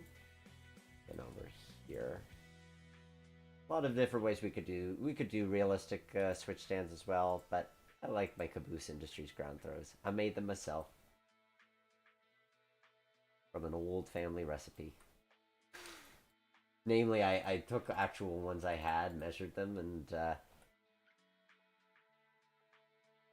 drafted them up in Blender. I'm pretty happy with them. And that's reverse. Well, actually, no, that should be normal. And then this one will be normal there. And then we'll just put our ground throws in for here. And let's see where we get it right when we need to replace. Nope, that was 2. And that needs to be that. Nope, I had it right the first time. And then one more for here. Okay, so and then just a couple over here. And that one's reversed, and this one is normal. Okay. Oh, and I need buffers. Haze.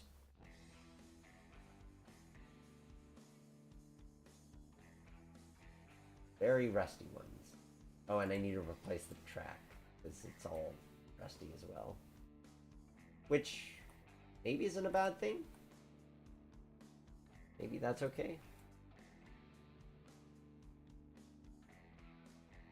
And I'm not going to put one there because we're alluding to that going on. I will put ones over here.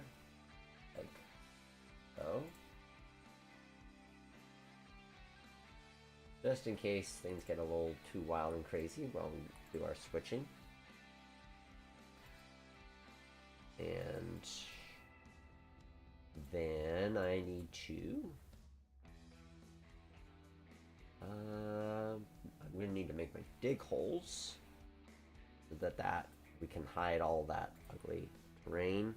Also want to put, I'm gonna put a dirt texture down for this part here, just to hide this, make it a little less conspicuous. And then I should probably finish off the walls too.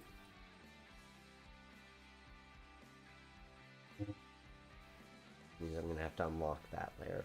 So because this route is a little easier and a little smaller to build, I'm going to show you the whole process of what it takes to make it look like the proper layout. Sometimes we don't get the time to do this and I have to do it off stream, but sometimes we do.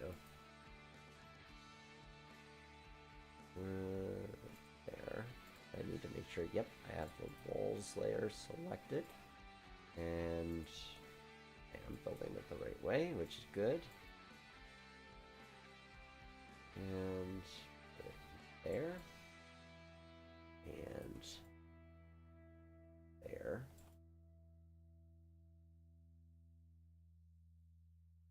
And then one more wall over. Other way.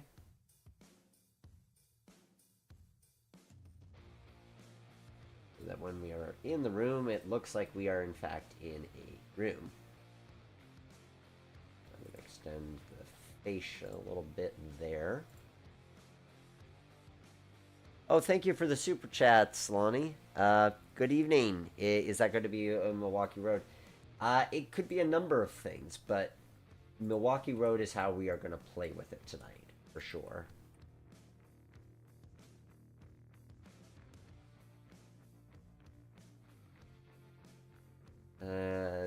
Last thing I want to do is we're going to get rid of all this yucky gray grid. And to do that, we're going to go to the dig holes layer. And we are going to place our dig holes. And hopefully it doesn't mess with anything that I haven't accounted for. Dig holes in this game can sometimes be a little funky.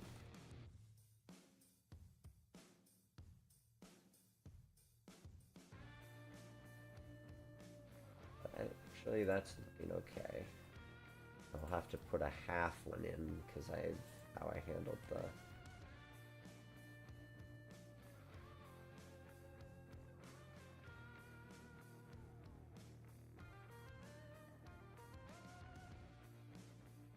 so the dig holes.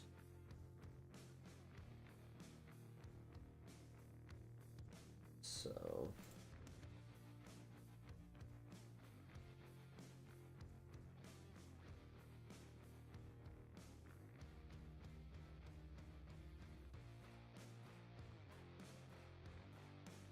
have that little awkward corner to deal with, so I'm going to hide that with a on top asset. Just make a little shelf for myself here.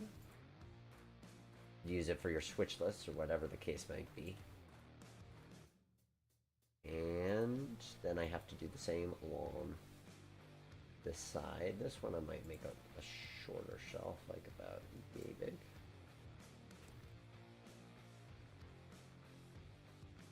And then we'll, oh, except I put them on the dig hole layer. Yeah, let's switch those over to the fascia layer.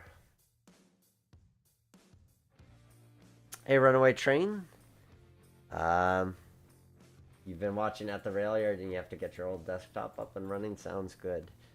A lot of good routes out there for Microsoft Train Simulator on Open Rails, and certainly shows its age more these days, but there's still a charm in that era of train simming. I was not too long ago actually driving, what was it? Oh, it was the McTier sub from Pedcosala, a freeware route.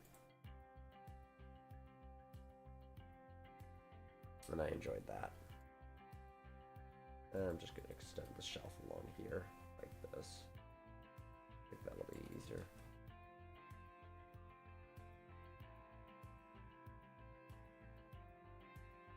And Yep. Oh yeah, it's the extension. And I'll just actually, I'll do that because that way then they match up on both sides. Okay, now I need to place dig holes around the outside, like so. And I'll have to put a floor in place because it's going to look very odd if this layout is floating in midair.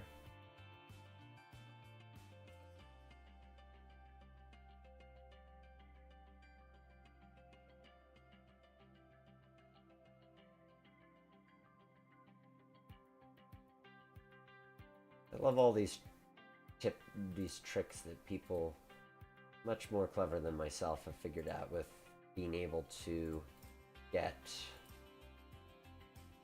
Trainz to do all these tricks, you know, like an actual model railroad. I stand on the shoulders of giants in that regard. Like so. And then last ones go. We'll go here and here. And I'm going to add another shelf layer to just hide the.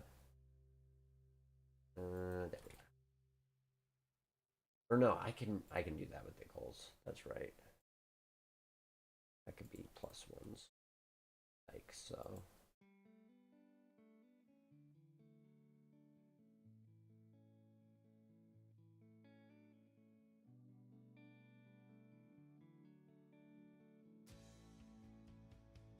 And there.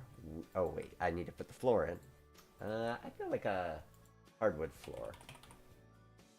Let's see what floors we've got. Whatever that is. Oh, it's a tile floor. Sure. I feel like I do the same kinds of floors a lot, so we're going to do a different kind of floor. Tile. Sure. And we're going to give it a -80 height. Like so. And so. And we're going to place another level of it. 0.01. Tucker, I would prefer it if you did not walk up there. Here's another Tucker cat cameo for you guys.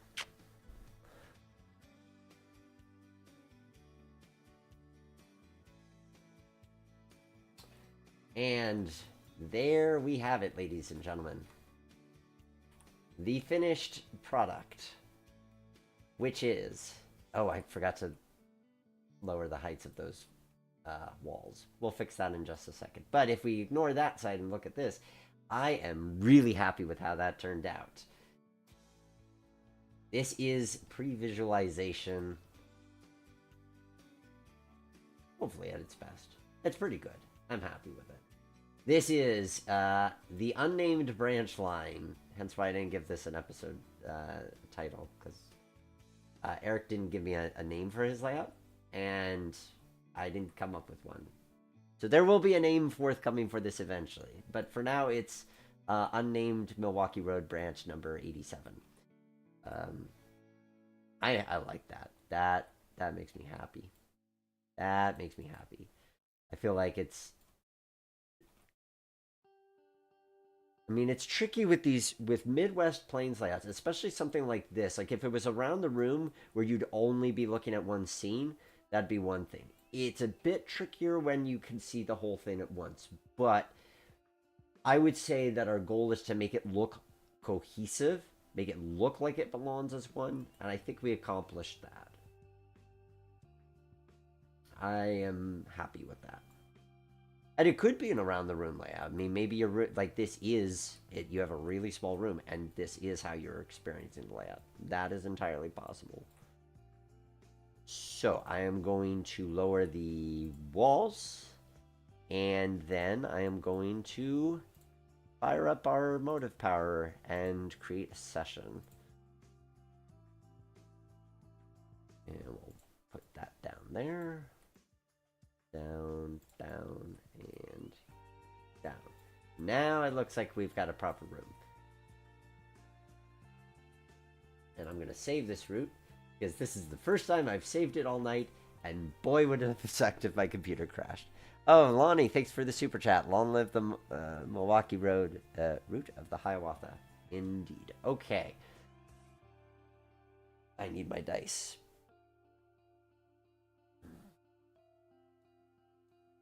Because this is a small enough layout that one can basically figure out how to stage a session for it by way of just going, okay, there's a certain amount of there's only 4 places we can bring cars on the layout. 1, 2, 3, 4. So that's pretty straightforward. So it's a matter of, does it get cars? Does it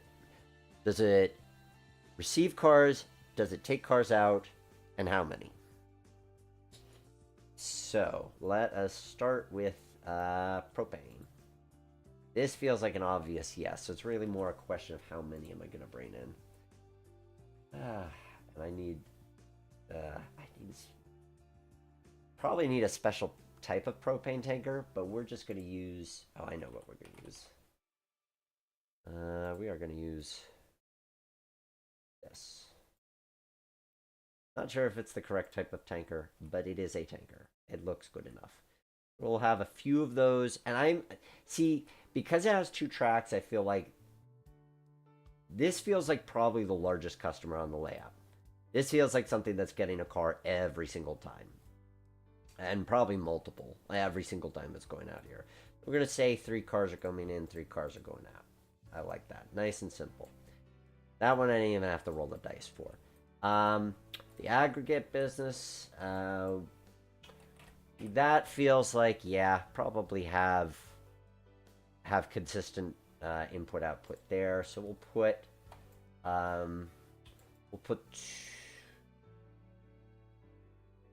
3 cars going. 3 feels too perfect. We'll go with 2 cars going out, 3 coming in. I want to mix it up a little bit with what we've got on the interchange front. So, what do we not? Oh, let's. But before then, bulkhead flats. We're gonna have a bulkhead flat coming out of here, and I want to put a center beam going in. Center beam corp, sure. Another way you could kind of stage it one way or another is, do you have your train already made up, or do you have to make it up? I'm going to have my train made up, just because I don't want to get too crazy in this session. Or at least we'll mostly have it made up, and then we'll switch it up. But this is also a good way to test capacity, because I am running a lot of cars on it, so...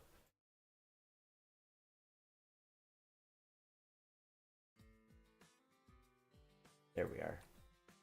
Okay, so we've got our empty tankers, our empty aggregates, and our loaded center beam to do all that as swaps. Maybe I don't want to swap everything though. Maybe I'll cut off the center beam card, so all I have to do is just pick up the empty bulkhead. Save myself a little bit of work. And then I'm gonna just drop off 1 car at the interchange. And in which case, we'll jump off this center beam car at the interchange. Okay. So we've got our... this looks a little too perfect. I'm gonna vary my these just to have a little bit more variety. Otherwise, it's gonna bother me. Might not bother you, but I can manage to be very picky. There we go. So here's our local. It is good to go. We're gonna place our switcher down, which actually, did I download that? I don't think I did. Nah, I don't want to worry about grabbing that now. Okay, let's get our power put together, which is going to be ...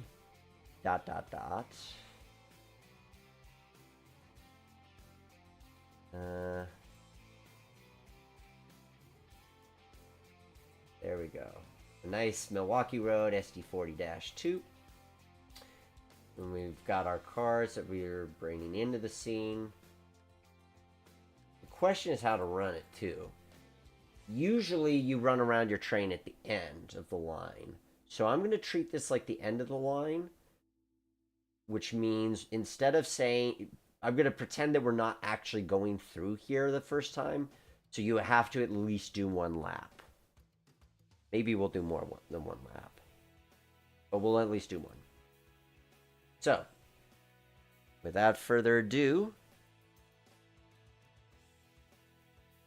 Midwest layout with no corn, wheat field growing somewhere is a crime. That's true. I didn't put any fields anywhere. I'm still happy with what I mean. I suppose I could put a like. Okay, I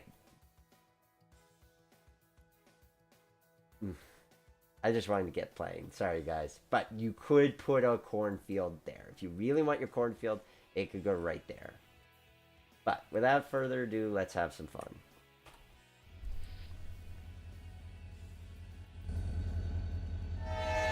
Let me make sure I'm not overwhelming my audio levels on this front. I'm having difficulty hearing myself. I'm going to turn down the mix a little bit. There we are. And I'm going to turn it down there. So hopefully you can still hear me without issue. If you have difficulty hearing me, please do let me know. Let's us get our train together and we'll get underway.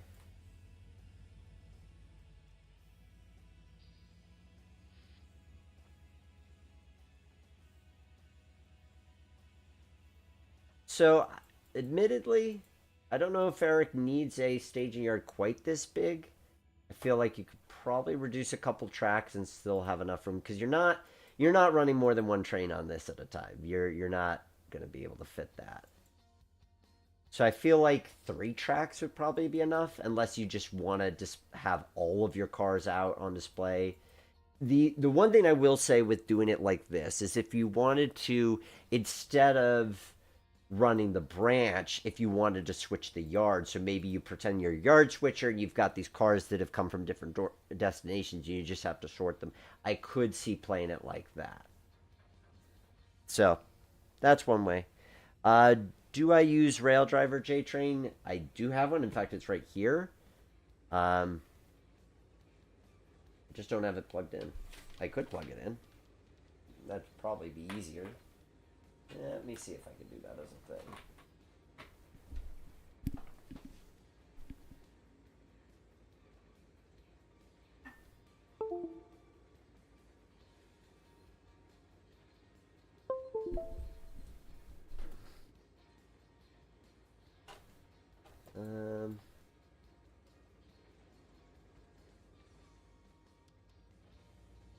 Okay, thank goodness I have the crossover set. I have it plugged in, but I would have to restart the game to get it working. So I think I will just do without. Oh, thank you, Wicked Wombat. I'm glad you like the layout. Oh, Brendan Grazier, Root gets your seal of approval. Thank you.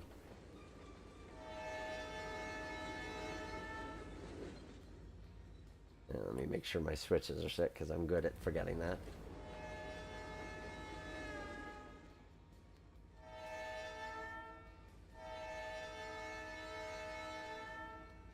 I will say one of the good things about modeling this as a branch line is that then the existence of the tight turns can be forgiven. I don't know that you'd want to be running passenger cars on this. You might be able to fit them around the curves depending on the make, but boy, they're gonna look odd going over these super tight curves. This does feel right. This feels good. I like this as a vibe. So we'll get ourselves camped out here. I'm gonna make sure I haven't. And the other thing I was gonna say besides the tight curves is slow speeds, because A lot of these branches operate at,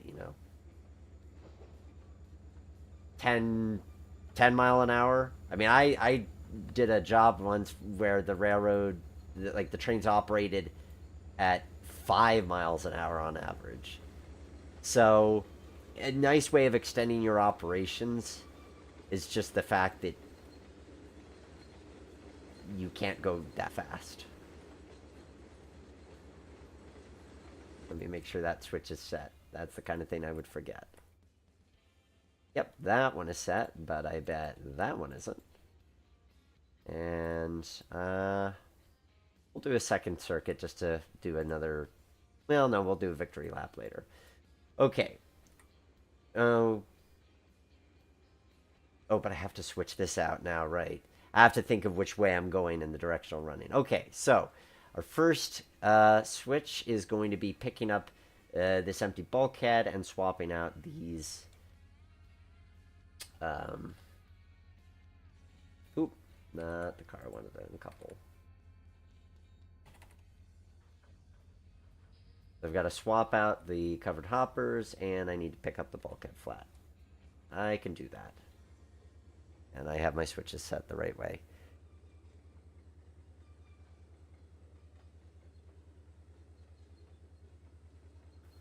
Rail serve in Blair, Nebraska was 5 miles per hour over. They're 3 miles of track forever to switch everything. Yeah.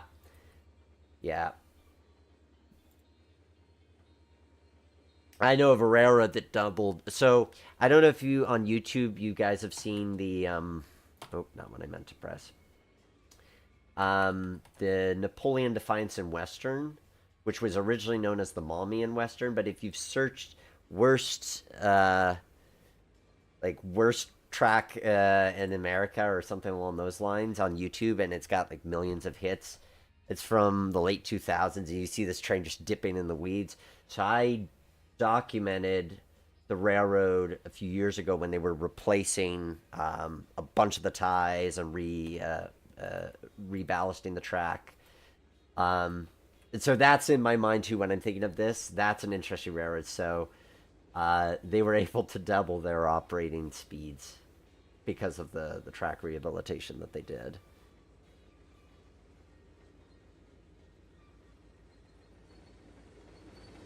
I mean, this definitely feels like things that I've filmed for my clients before. This kind of slow speed switching is very much a vibe and a thing.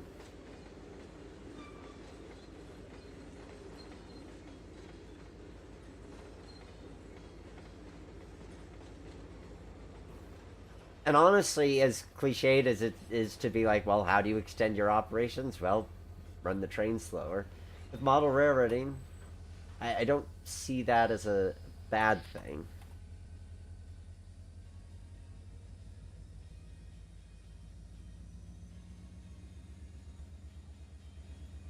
Oh, this has a nice look about it for sure.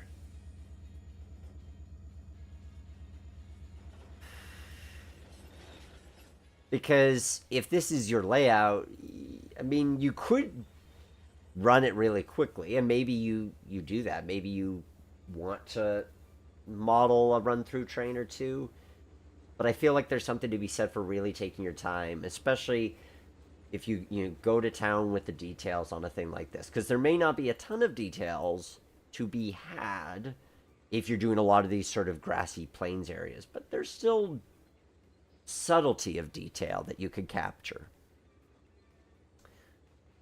Oh, good. I'm glad I remembered to throw that switch.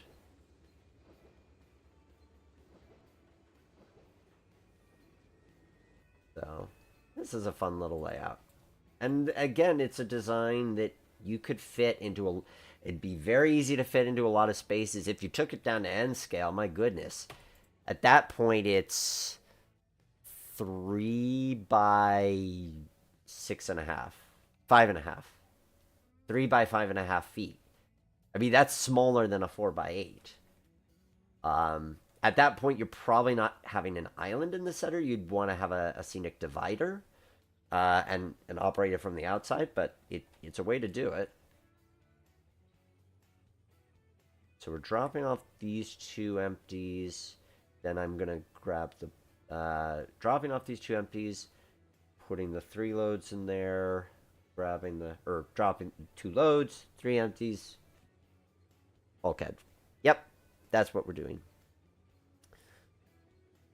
Pan Am, Brendan, Pan Am CSX had a 16-mile branch line that was all 5 mile per hour accepted track for a time spaghetti rails. Sometimes it would take two crews to complete the 32-mile round trip. Yeah, yeah, that's very.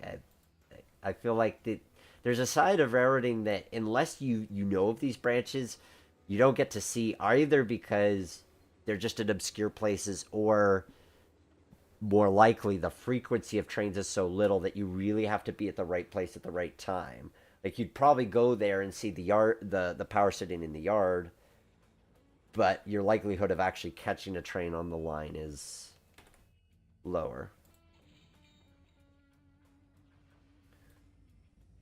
Ah, I'm happy with that. I'm so happy with that.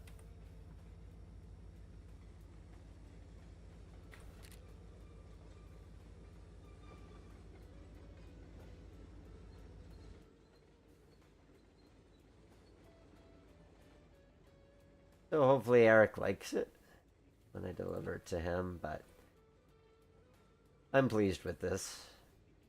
And again, if you are looking to uh, plan your model railroad, either you have a track plan and you'd like it pre-visualized, or maybe you don't and you'd like a track plan created. Do take commissions, and you can learn more at greattrainlayouts.com. I'd love to help you bring your vision to reality.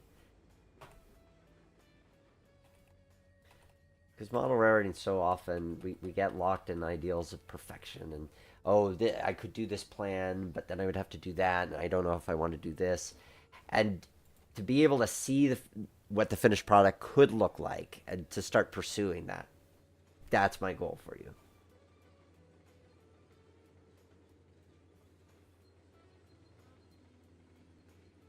Hey, double tube fan, I nailed this one. Thank you. That's very kind. I appreciate it. I don't do a lot of Midwest stuff, and so it's nice to my comfort zone is these eastern branches. There's a good chance that next month is going to be an eastern coal theme. And at first I was nervous and I thought, oh, didn't I just do that? But no, the last eastern coal route I did was the Reading and North. Well, no, not the Reading Northern route. The Reading route. But that was last spring, so I feel like enough time's elapsed that we could do another coal line. And I'll try to come up with something different. But I might also do something completely different that isn't a coal mine, so we'll see. Thoughts and possibilities. Right now, well, no, I can't say that because that'll reveal this. Right now, I'm on a particular. What I will say is, I'm on a very particular kick of a specific type of railroading, and this secret project is centered around that type of railroading, um, and that's a lot of fun. I was thinking, oh, maybe I'd do something centered around that, like a smaller version of the secret project,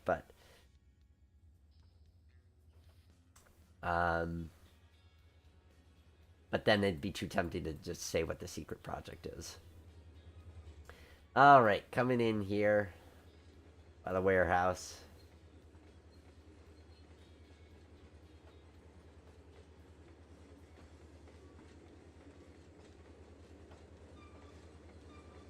This is satisfying. I will say this is a satisfying run.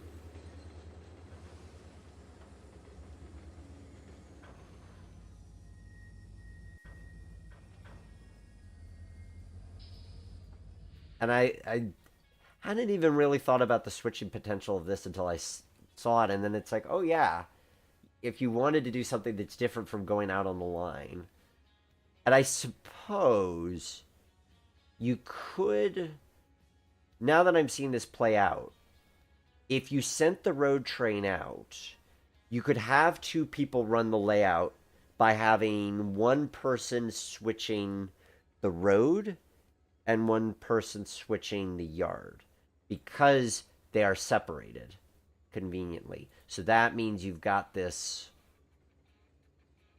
track, which could be an interchange track, but it could also be a yard lead.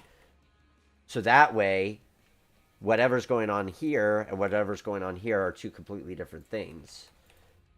I like that. Because obviously, you're definitely not fitting more than two trains operating at a single time. But it's nice so that then if you had a friend over, um, then they could have something to do while you do the road, or they do the road and you switch the yard. And it could be interesting from a standpoint as well, maybe rather than just doing a single cycle of a road trip out and back, the road train goes out, and then the yard crew is assembling the next road train, and then these cars come in and they get switched out, and then the road train has something else to take. That's one way you could run it for sure. Uh, J Train. This layout has a very nice look and touch to it. You did very well. Oh, thank you, J Train. Glad you like it. Um, Wicked Wombat. Do one based on the West Coast, maybe Surfline Frontrunner tracks DRGW narrow gauge. Okay. I would love to do Surfliner. I would love to do Surfliner. The problem is that there really isn't any Surfliner stock for Train Z. And I feel like, yes, could I build something and kind of use placeholders, I suppose, but I like having nice models to playtest. I also feel like whether models are available is probably related to whether people will download it. And I do want people to play with these things. Maybe people don't care as much about that. Um, but that's what I would be inclined to do. Um, oh, now I've got to put on so I love to do Surfliner. I think at some point I'm going to do Metra. I know you're like, well, but I do want to do commuter railroading. I do have thoughts about that.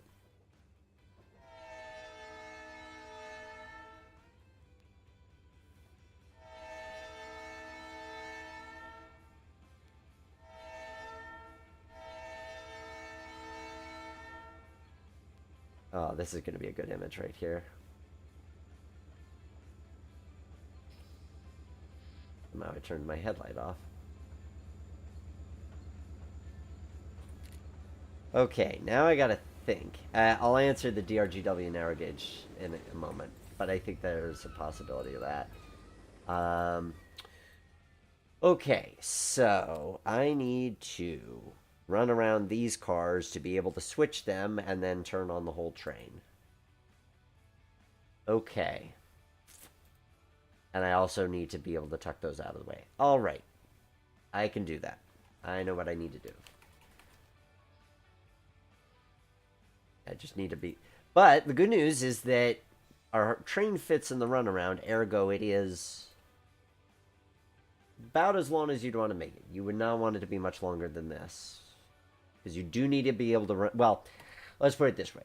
You need to be able to run around... You could run around by way of just going the whole way around the layout rather than using the runaround here, but I have it, so I want to use it.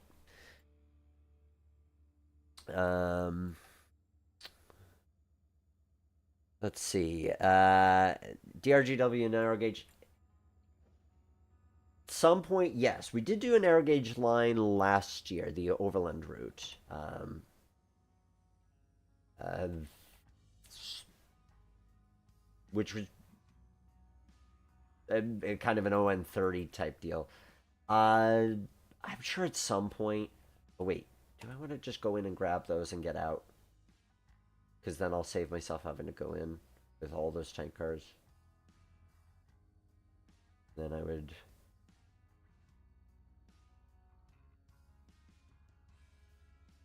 Yeah, I like that. Okay. Plan B. Instead of running around yet, I'm going to grab onto these empty tank cars. And we're going to pretend that that clearance isn't as tight as it is. But that strikes me as a little bit easier than having to handle the cars in here. I could. There's a multitude of ways one could switch this. Oh, I'm making it harder for myself because it's so much easier. Never mind, I'm going to do it the other way. So DRGW narrow gauge, yes, I want to learn more about it. I also want to see a track plan. I've seen some cool track plans. They're all big, and these days, based partially on my taste, based partially on feedback, people like the builds that I could do in a single stream. So that needs to be smaller. And I like doing that. It just means I need to find something that's DRGW narrow gauge-ish that I could do in a single stream. Man, that is tight clearance. He might need to extend that siding out a bit. Doable, but it is tight.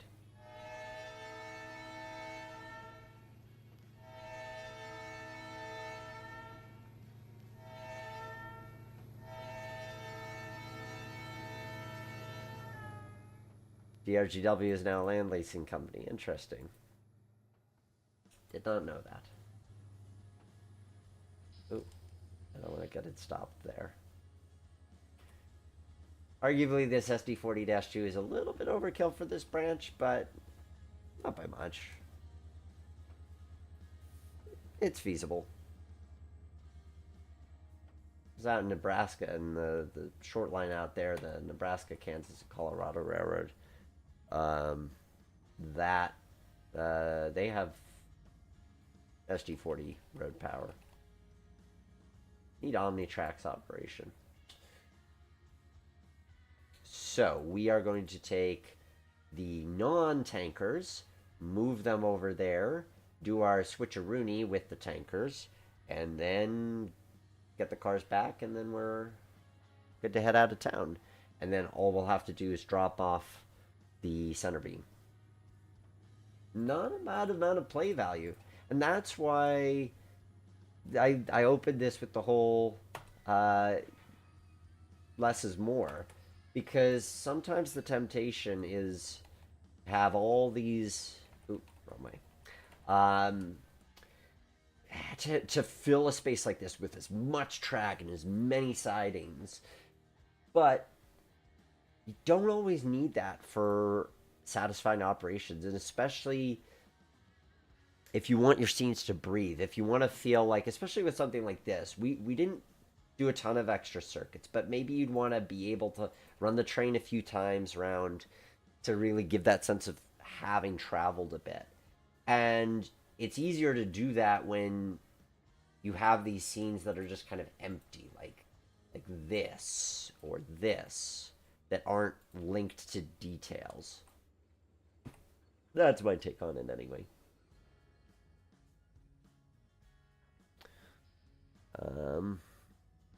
Oh, Tom Sedman, you got the Metro Belton Terminal and the Southwest Terminal locos. Good.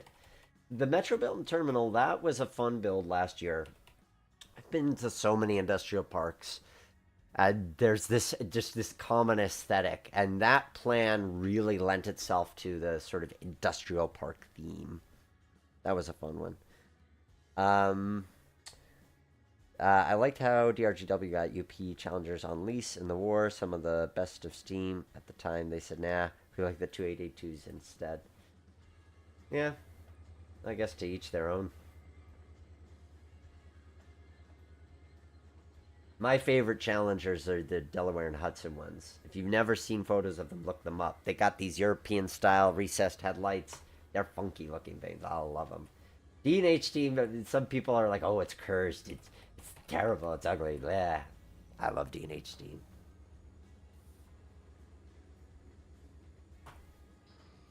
Okay.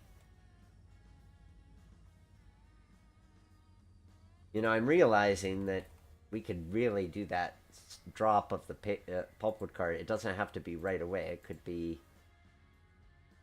really any time when we're on the return trip. It doesn't have to be right outside the yard. I'll keep that in mind. I love the rotating beacon on the top of this. Ice Undercover Ops. I still can't get your Bessemer and Lake Erie song out of my brain. Good. It's supposed to stay there. That's the goal. Ah, that was a fun song to write. So, um, if if you haven't seen it, you can search on YouTube for Bessemer and Lake Erie song parody. I think it might even be one of the top results if you just search Bessemer and Lake Erie.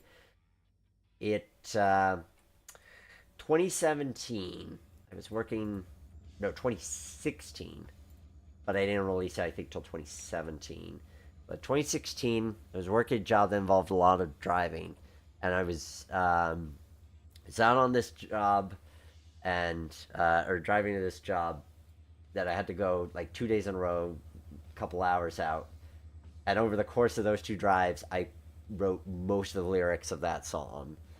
Um, this truth is, I've been writing song parodies for. I wrote my first one in 2009, um, and most of them have not seen the light of day. I'd like to change that at some point. I would love to release. I have some other song parodies written, ready to go. It's just a matter of I need to get a singer for them, or I want to tie them in with something. But they're also not, because they're other people's songs. I can't sell them there. So they're basically a fun project, which is fine. But there's only so many fun projects I could do at one point. But hopefully more of those will see the light of day at some point. Um, but yeah, that Bessemer song, Lake Erie song was a fun one to write. I enjoyed that. I still listen to it on occasion. Uh, Hopefully not too long before I have an opportunity to release another one of the song parodies. Oh, and Brendan, you love the EBT parodies. Well, thank you. That one came together. That was the end of 2017. I wrote that one. Um, and it came together. That one too was like a couple days of writing, and I hashed it out. The thing. So why is it that I wrote it in 2017 and didn't release it until 2023?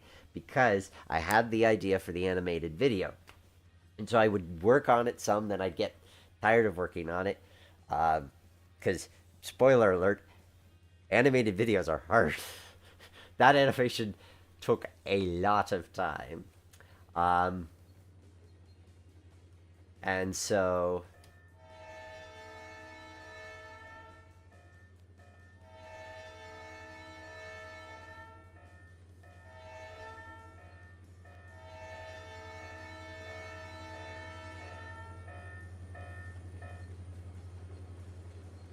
so it was on and off for a while, and actually, my mom was pestering me, saying, "Nick, you gotta release this thing. I wanted this thing to see the light of day."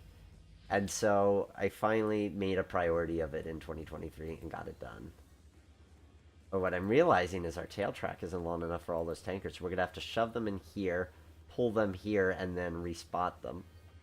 Interesting. Do I? Ooh, except I don't think I even have room for all six tankers. Interesting dilemma. So I could either spot. No, I could no. I spot them there, pull these out, spot them there, then spot them there. Okay, I could do that. I could do it. All right. Yeah, she pestered me, so thank my mom for for that one seeing the light of day. Um, yeah, I'm embarrassed to say I even the song was recorded all the way back at the end of 2017. That was like a super quick turnaround, but I knew I wanted to put the whole thing out as a full thing. And the other thing that kind of pushed it over the line is initially I thought I was going to animate the whole video, but then it worked by using the footage that I aged toward the halfway mark, and that made the second half a lot easier to put together than the first half. I'm so glad I did it. It's one of those projects that I'm super proud of. I wish more people had seen it. I expected it to do higher, but I did it all for fun, and that's part of why the other song parodies haven't seen the light of day is because they're a lot of work, and I don't know if that's something that people are going to seek out or not. If it's for the fun of it, then it's for the fun of it. I think I saw Trains Model Railroad 2024. What's your go-to train route when you're bored? So I don't, these days I'm not playing a lot of, I mean, for one thing, I rarely find myself bored. I have way too many exciting things going on at one point. I mean, if I'm not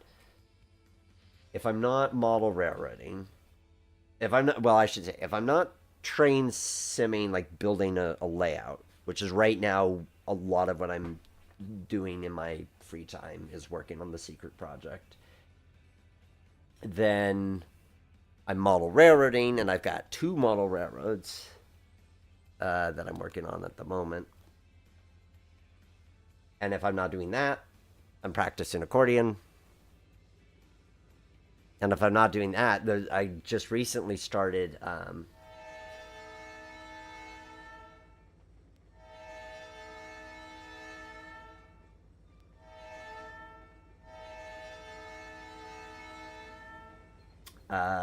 what did I start recently? Oh, there's this company called Arduck Locomotive Works, and I totally recommend you check them out.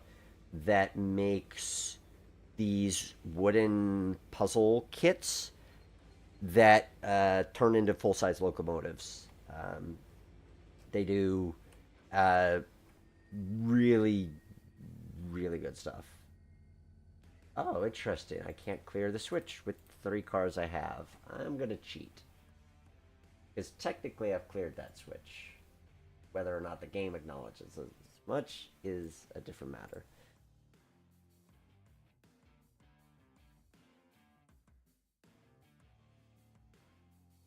And we'll change the switch radius on that to 0. And we'll just delete the buffer so I can get as much reach as possible.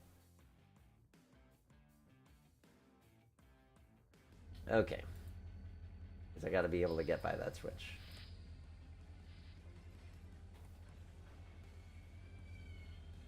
Oh, interesting. Oh, that's pretty long. Can I get a little further? Did I barely squeak by with 3 cars? Okay. Well, there we go. Okay. Now it let me clear. Man, that's tight. I guess 2 cars is really your limit there. At least that's the only time I need to squeak by.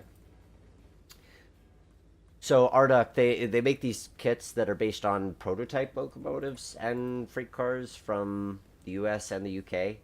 Definitely worth checking out. So I started a Montezuma model there. So simply to say, I am not bored that frequently. But to bring it back to your question, if I was bored, and if I was in the mood to just operate a train,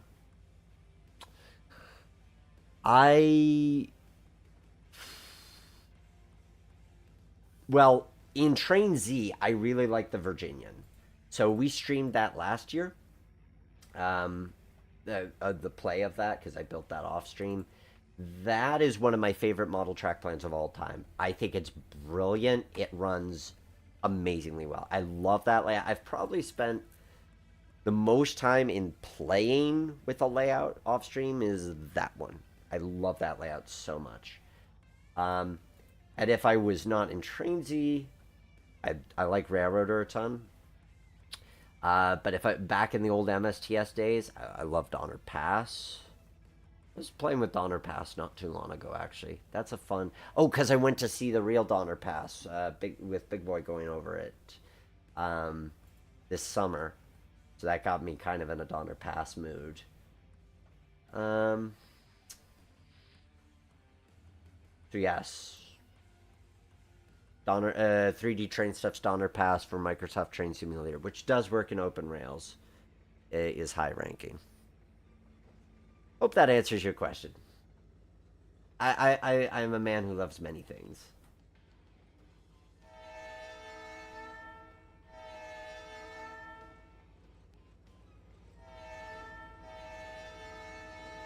Oh, this makes me happy. This feels like places I've been to with the station and everything. I'm glad we figured that out with the station. That to me seals the deal because then it gives it. There's a narrative. There's a sense that the layout's lived in. That things have happened. Um, let's see. Okay, JTrain, do I still do Open Rails MSTS? Sometimes. These days, I'm more in the mood of building something than just driving. Unless it's a multiplayer session.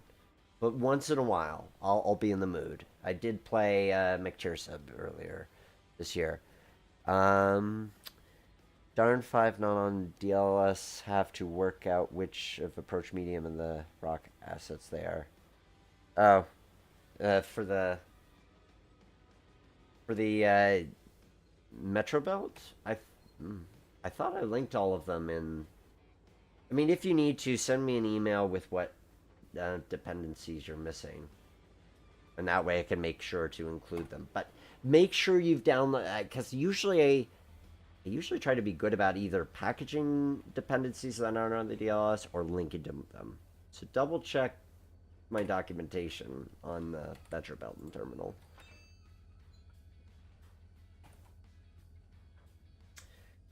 Alrighty.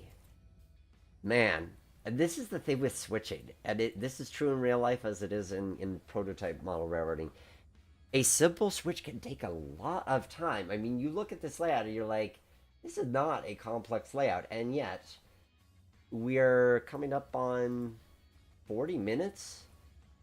And I could have made this harder for myself. I could have made this much more involved. I'm glad I didn't, but I could have. But I like how this plays. This plays very nicely. And there's a lot. Yeah, I mean, you could run this with CNW power. You could run it with Rock Island power. It lends itself to a lot of different eras depending on the industries. You could change what the industries are. I mean, to the point earlier about you don't have enough fields, you could make one of these a grain elevator. I would probably make. I could see making this a grain elevator or that. So this is a fun one.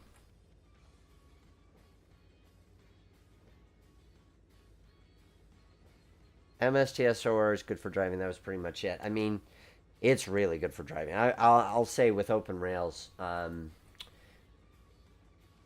it's it's it's it's still fun. I mean, yes, it has aged as far as the MSTS aesthetic. Um, it has aged. There's no doubt, but the physics still rock. There's an add-on that's coming out.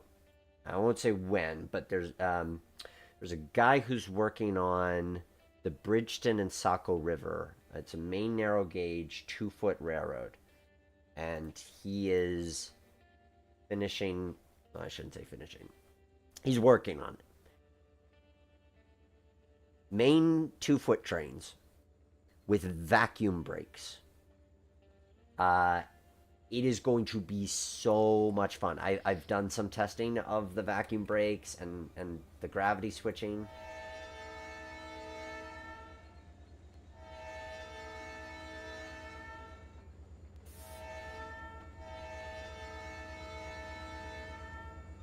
I've done some testing of that. And even though, yes, you're going to look at it and be like, well, this looks like MSTS Open Rails. The Steam isn't as pretty as it is in the other sims. I mean, these are true things. But it looks as good as MSTS on Open Rails ever has. And the physics on it are great. And as much as I love Train Z, I would not come to it for the physics. They vary wildly. Oh, we should do some running from the cab on the return. That would be fun. Yes. Um, so we are getting our train back together. We're going to do a couple of circuit. I think we'll do one lap. We'll drop off the. Um, we'll drop off the center beam flat, and then we'll go to. We'll go back to the yard and call it a day.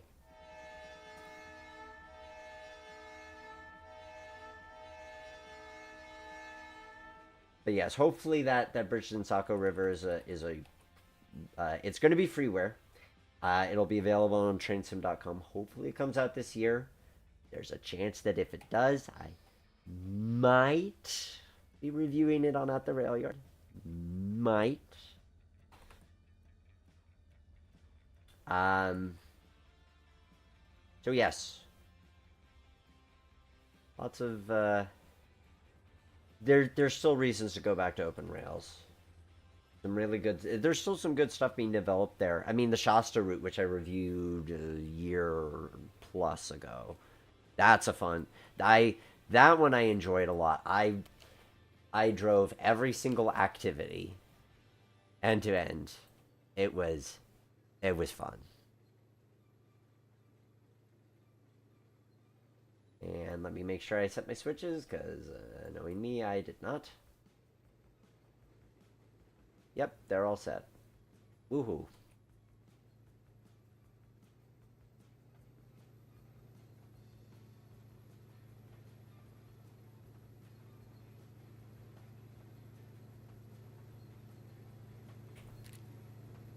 Oh, I love how this looks. This is taking me right back to Napoleon Defiance and Western. It's got that kind of vibe to it. It's something different. I do so much of the. Oh, that seems a little spicy on speed.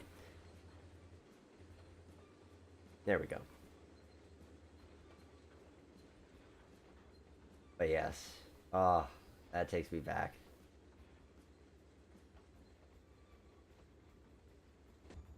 And now the bridge.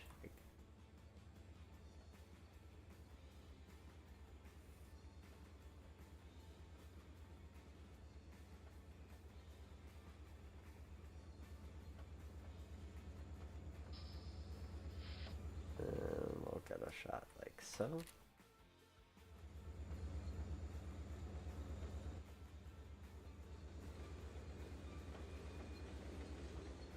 And on this circuit, we're going to drop off that. Uh, we're going to drop this car off at the interchange, do another lap, and then come back to the yard, and that'll be our stream.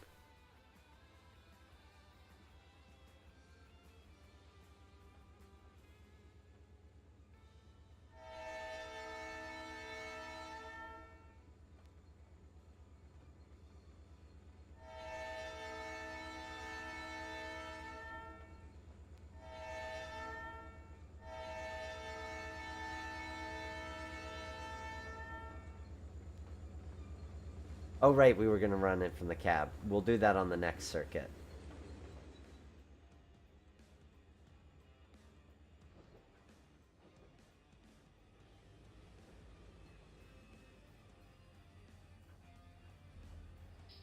I need to stop at the right place because once I make the drop, I want to be able to just reconnect and go out.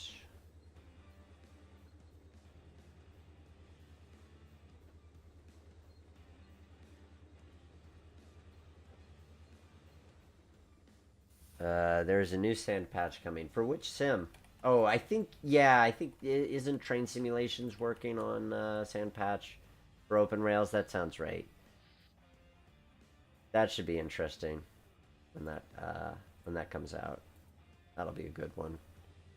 Train Simulations, formerly Streamlines, does really nice stuff. Their Mullen Pass I don't own, but it looks great.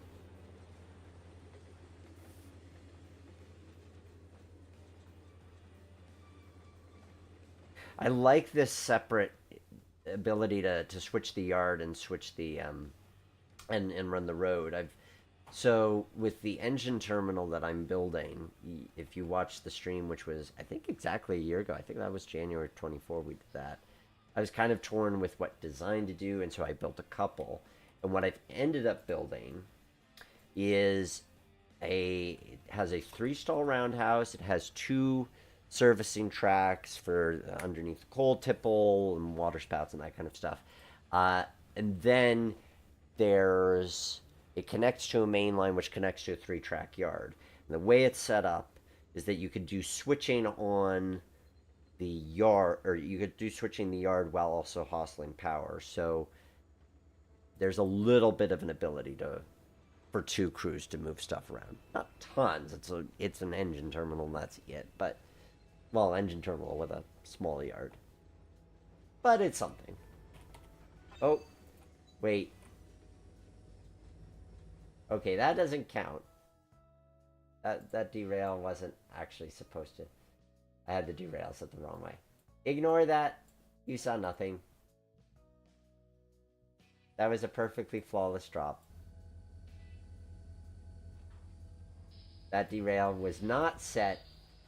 I might end up removing that, because otherwise that's going to be confusing. I think the derail is supposed to be on the other side, and then it would work. Right. But we're good. Okay, coming into the yard. All right, Tom. I'll look and see what assets those are and try to get you squared away on that.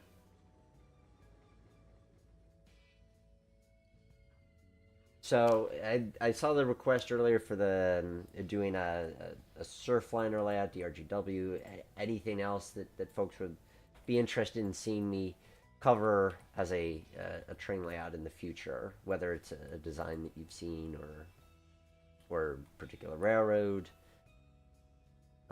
Definitely want to get back to the UK. We haven't done anything UK since there was Beach and Upwell Tramway, and I'd like to do another UK themed layout. Actually, I have a couple of UK layouts I'd like to play test. But maybe we'll build another one on stream. John Risa, do you have a rail driver? Yes. It is. Here. But I didn't plug it in advance, so it's not working properly. I do love my rail driver.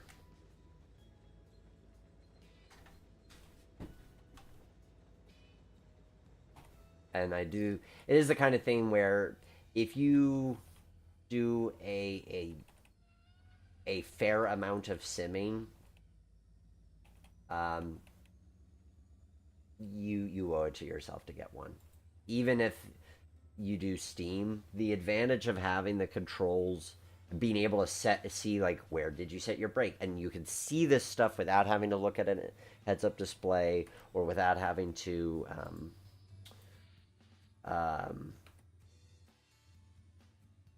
show your menu like this, where I have to look and see where I set my my dial on the DCC mode.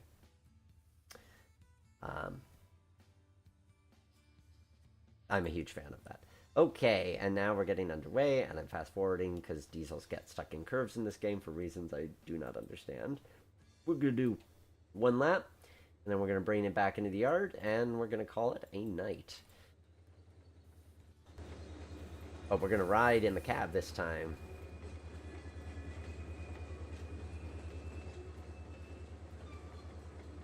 That view we all wish we could have of our model railroads. And here's our train.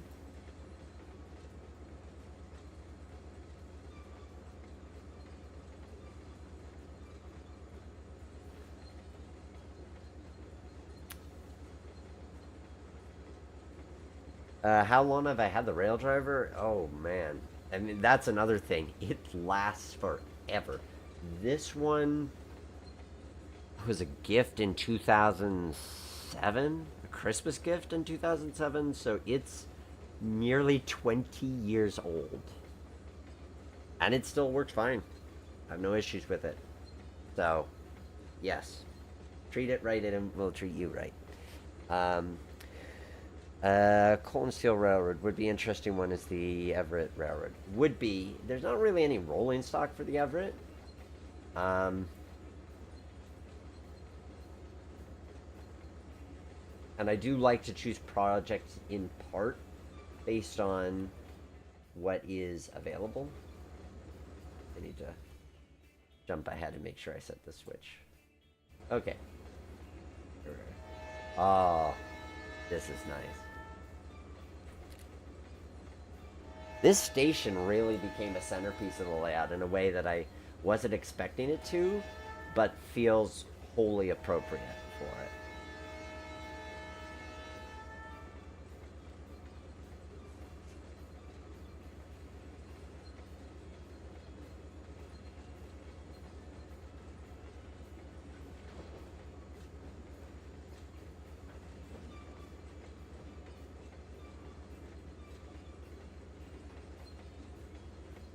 And now we'll take the train master's view of our train coming into the yard.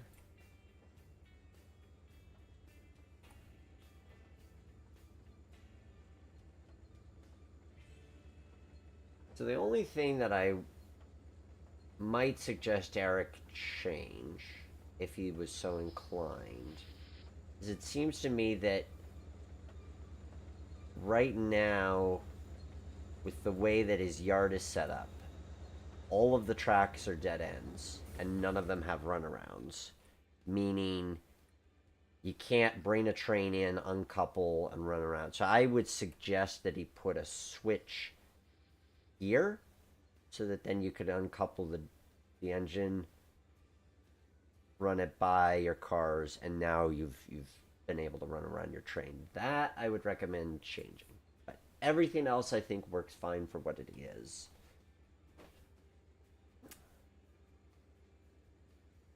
And there we have it. Our train is back in the yard, having completed a successful run over the branch, which took pretty much an hour to work all the tracks. Not a bad amount of play value, and you could always extend it by adding a couple of loops in the run. Um, Probably make the switching more complicated on yourself if you really wanted to. That is a nicely balanced layout. So hope Eric enjoys it. It was fun to build this for him. And one last plug, if you would like for me to help you to design your layout, or at the very least to pre-visualize it to give you a sense of how you might want to put in the scenery and what the final product's going to look like, I'd be happy to help you realize your vision. And you can learn more at greattrainlayouts.com.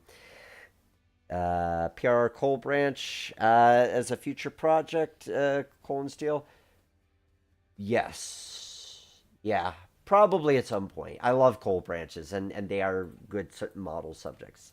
Um, we'll have a coal branch soon. So, um, oh, J Train, where did I purchase my rail driver? I didn't. It was a gift. I don't know where my folks got it. But with that said, thank you guys for tuning in. It's great having you here on these Thursday evenings. Keep to see the upcoming episodes, go to greattrainlayouts.com. And I have to go there myself to remind myself of when I made the next live date. But usually it's a Thursday. So it's usually the third Thursday of the month. But the past couple of months have been tricky. Next month is going to be February 13th, so only 2 weeks away. We get to do another one of these, and then March 20th. But GreatTrainLayouts.com, you can download the layouts once they're complete. You can see when the upcoming live streams are.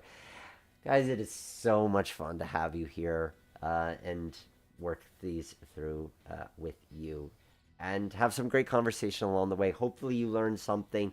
I love reading your comments. I love having you participate in the chat.